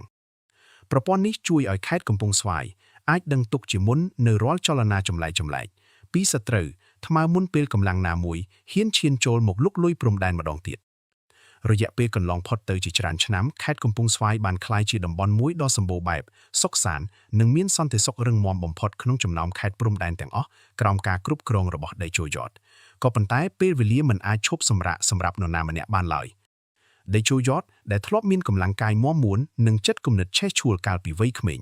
ឥឡូវនេះក៏ចាប់ផ្ដើមមានវ័យចាស់ជរាចូលមកដល់ជាលំដាប់សុខភាពរបស់គាត់ចាប់ផ្ដើមចុះខ្សោយបន្តិចម្ដងសក់ស្កូតកាន់តែស្ដិតជាឡើងកម្លាំងកាយកាន់តែថយចុះអ្វីត្បិតតែចិត្តគំនិតនិងញាណវិញ្ញាណនៅតែមុតមាំដដែលដោយដឹងច្បាស់ថាពេលវេលានៃជីវិតរបស់ខ្លួនកំពុងតែជិតដល់ទីបញ្ចប់ដេជោយ៉តក៏ចាប់ផ្ដើមគិតគូរអំពីការការពារចំណេះដឹងដ៏មានតម្លៃដែលបានទទួលមកពីលោកគ្រូដេជោមាសនិងបានបន្ថែមអំណាចយល់ដឹងផ្ទាល់ខ្លួនអស់ជាច្រើនទសវត្សរ៍គាត់ព្រួយបារម្ភថាប្រសិនបើសៀវភៅតម្រាសឹកនិងមន្តអាគមទាំងនេះធ្លាក់ចូលទៅក្នុងដៃមនុស្សអាក្រក់ឬអ្នកមានចិត្តលោភលន់ដោយស្ដេចសម្រែពីមុននោះអាចនាំមកនូវគ្រោះថ្នាក់ដ៏ធំធេងដល់ជាតិមាតុភូមិនាពេលអនាគតដូច្នេះដេជោយ៉តក៏សម្រេចចិត្តលាក់ទុកសៀវភៅមន្តអាគមនិងយុទ្ធសាស្ត្រសឹកសំខាន់នៅកន្លែងអាថ៌កំបាំងមួយដែលមានតែសិស្សដ៏ស្មោះត្រង់ជាទីបំផុតរបស់ខ្លួនប៉ុណ្ណោះដឹងទីតាំងដើម្បីធានាថាចំណេះដឹងនេះនឹងត្រូវផ្ទេរតែឲ្យអ្នកមានចិត្តសុចរិតនិងស្មោះត្រង់ដល់ជាតិមាតុភូមិប៉ុណ្ណោះនាជំនាន់ក្រោយ ระยะពេលកន្លងផុតទៅជាច្រើនឆ្នាំបន្ថែមទៀតសុខភាពរបស់ដេជោយ៉តកាន់តែធ្លាក់ចុះជាលំដាប់តាមធម្មជាតិនៃវ័យចាស់ជរាគាត់មិនធ្លាប់ត្រូវរងរបួសធ្ងន់ធ្ងរណាមួយក្នុងជីវិតក៏មិនធ្លាប់ត្រូវមន្តអាថ៌កំបាំងអាក្រក់ណាមួយប៉ះពាល់ដែរក៏ប៉ុន្តែធម្មជាតិនៃវ័យអាយុជាច្បាប់ដែលគ្មាននរណាម្នាក់អាចគេចផុតបានឡើយទោះជាមានអំណាចអាថ៌កំបាំងខ្លាំងក្លាកម្រិតណាក៏ដោយយប់មួយនៅក្នុងផ្ទះសំណាក់របស់ខ្លួនជិតដល់វ័យចំណាស់ដេជោយ៉តបានដេកលក់ស្ងប់ស្ងៀមព័ទ្ធជុំវិញដោយកូនចៅនិងក្រុមគ្រួសារក្រោយពីបានរស់នៅឆ្លងកាត់ជីវិតដ៏ពោរពេញទៅដោយកិត្តិយសភាពក្លាហាននិងការលះបង់ដើម្បីជាតិមាតុភូមិព្រឹកបន្ទាប់មកក្រុមគ្រួសារបានរកឃើញថាដេជោយ៉តបានទទួលអនិច្ចកម្មទៅហើយដោយជរាពាធតាមធម្មជាតិដោយឥតការឈឺចាប់ឬការតតាំងណាមួយឡើយជាទីបញ្ចប់ដ៏ស្ងប់ស្ងាត់មួយសម្រាប់វីរៈបុរសដែលបានលះបង់ជីវិតទាំងមូលដើម្បីការពារជាតិមាតុភូមិដំណឹងអំពីមរណភាពរបស់ដេជោយ៉តបានផ្សព្វផ្សាយឆាប់រហ័សពាសពេញខេត្តកំពង់ស្វាយធ្វើឲ្យប្រជាជននិងទាហានទាំងអស់មានអារម្មណ៍កាន់ទុក្ខយ៉ាងជ្រាលជ្រៅគ្រប់ភូមិដែលធ្លាប់ទទួលបានផលប្រយោជន៍ពីការគ្រប់គ្រងនិងការការពាររបស់ដេជោយ៉តក៏បានចេញមកតម្រង់ជួរនៅមុខផ្ទះសំណាក់របស់គាត់រាប់ពាន់នាក់ដែលមកសម្ដែងការគោរពនិងកាន់ទុក្ខចំពោះការបាត់បង់មេទ័ពដ៏ល្អម្នាក់ទាហានចាស់ៗជាច្រើនរូបដែលធ្លាប់ប្រយុទ្ធរួមគ្នាជាមួយដេជោយ៉តបានយំសោកបោកប្រានរំលឹកឡើងវិញអំពីរឿងរ៉ាវនិងជោគជ័យជាច្រើនដងក្នុងជីវិតដែលមេទ័ពរូបនេះបានធ្វើសម្រេចសម្រាប់ជាតិមាតុភូមិដំណឹងនេះក៏បានទៅដល់រាជធានីឧដុង្គយ៉ាងឆាប់រហ័សផងដែរព្រះមហាក្សត្រក្រោយពេលបានទ្រង់ជ្រាបដំណឹងអំពីមរណភាពរបស់ដេជោយ៉តក៏មានព្រះទ័យសោកសៅជាទីបំផុតព្រោះទ្រង់ធ្លាប់ចាត់ទុកដេជោយ៉តជាមេទ័ពដ៏ស្មោះត្រង់និងគួរឲ្យកោតសរសើរបំផុតម្នាក់ក្នុងចំណោមមេទ័ពទាំងអស់នៃនគរព្រះមហាក្សត្របានចាត់ចែងឲ្យបញ្ជូនតំណាងរាជការជាន់ខ្ពស់ធ្វើដំណើរឆ្ពោះទៅខេត្តកំពង់ស្វាយភ្លាមៗដើម្បីចូលរួមរៀបចំពិធីបុណ្យសពរដ្ឋមួយដ៏ស័ក្តិសមបំផុតស័ក្តិសមនឹងឋានៈជាវីរបុរសជាតិដ៏អស្ចារ្យរបស់ដេជោយ៉តពិធីនេះធ្វើឡើងជាច្រើនថ្ងៃដោយមានព្រះសង្ឃរាប់ដប់អង្គអញ្ជើញមកសូត្រធម៌គណៈប្រជាជនរាប់ពាន់នាក់ចូលរួមក្នុងពិធីនេះដោយក្តីគោរពដ៏ជ្រាលជ្រៅក្រោយពិធីបុណ្យសពចប់ប្រជាជនក្នុងខេត្តកំពង់ស្វាយបានរួមគ្នាកសាងកន្លែងសក្ការៈមួយដ៏ធំសម្បើមនៅចំណុចកណ្ដាលបន្ទាយចាស់ដើម្បីរំលឹកដល់វិញ្ញាណក្ខន្ធរបស់តេជោមាសនិងតេជោយ៉តជាមេទ័ពកំពូលទាំងពីររូបដែលបានលះបង់ជីវិតដើម្បីជាតិមាតុភូមិចេតិយនេះក្លាយជាកន្លែងដែលប្រជាជនច្រើនជំនាន់តគ្នាបន្តតែងទៅគោរពបូជាសូមពរជ័យនិងសេចក្តីសុខសុភមង្គលរហូតដល់សព្វថ្ងៃចាប់តាំងពីពេលនោះមកឈ្មោះដេជោក៏ក្លាយជានិមិត្តរូបដ៏សំខាន់មួយក្នុងប្រវត្តិសាស្ត្រនៃខេត្តកំពង់ស្វាយនិងតំបន់ព្រំដែនខាងជើងនៃនគរឈ្មោះនេះមិនត្រឹមតែជានិមិត្តរូបនៃភាពស្មោះត្រង់វីរភាពនិងមន្តអាគមការពារទឹកដីខ្មែរប៉ុណ្ណោះទេថែមទាំងជាមេរៀនដ៏សំខាន់មួយអំពីការលះបង់ដើម្បីជាតិមាតុភូមិដែលកូនចៅជំនាន់ក្រោយបន្តតែងចងចាំនិងផ្សព្វផ្សាយបន្តគ្នារហូតដល់សព្វថ្ងៃនេះជាកេរដំណែលដ៏វិសេសមួយដែលឆ្លុះបញ្ចាំងពីវីរភាពនិងសេចក្តីស្មោះត្រង់ដ៏ជ្រាលជ្រៅរបស់មេទ័ពខ្មែរជំនាន់ចាស់ដែលនៅតែរស់រានក្នុងក្រៅបេះដូងកូនខ្មែរគ្រប់ជំនាន់ជារៀងរហូតរំខានបងប្អូនបន្តិចដើម្បីផលិតវីដេអូនេះយើងបានចំណាយពេលវេលានិងថវិកាក្នុងការបង្កើតសំឡេង AI ប្រកបដោយគុណភាពព្រមទាំងរូបភាពដែលបង្កើតឡើងដោយព្រឹត្តិការណ៍ពិតៗដោយផ្អែកលើឯកសារប្រវត្តិសាស្ត្រនិងការស្រាវជ្រាវដើម្បីឲ្យសាច់រឿងកាន់តែងាយស្រួលយល់និងផ្ដល់បទពិសោធន៍ទស្សនាដែលជិតស្និទ្ធនឹងព្រឹត្តិការណ៍ជាងមុនប្រសិនបើបងប្អូនពេញចិត្តវីដេអូនេះគ្រាន់តែជួយចុច like និង comment ជាពាក្យល្អៗហើយកុំភ្លេចចុច subscribe channel ថ្មីadmin ម្នាក់មួយផងដើម្បីគាំទ្រ channel វីដេអូប្រវត្តិសាស្ត្រនៅពេលក្រោយទៀតការគាំទ្ររបស់បងប្អូនគឺជាកម្លាំងចិត្តដ៏ធំបំផុតសម្រាប់ឲ្យយើងបន្តផលិតវីដេអូប្រវត្តិសាស្ត្រដែលមានគុណភាពនិងនាំយករឿងរ៉ាវដ៏គួរឲ្យចាប់អារម្មណ៍មកជូនបងប្អូនជាបន្តបន្ទាប់សូមអរគុណ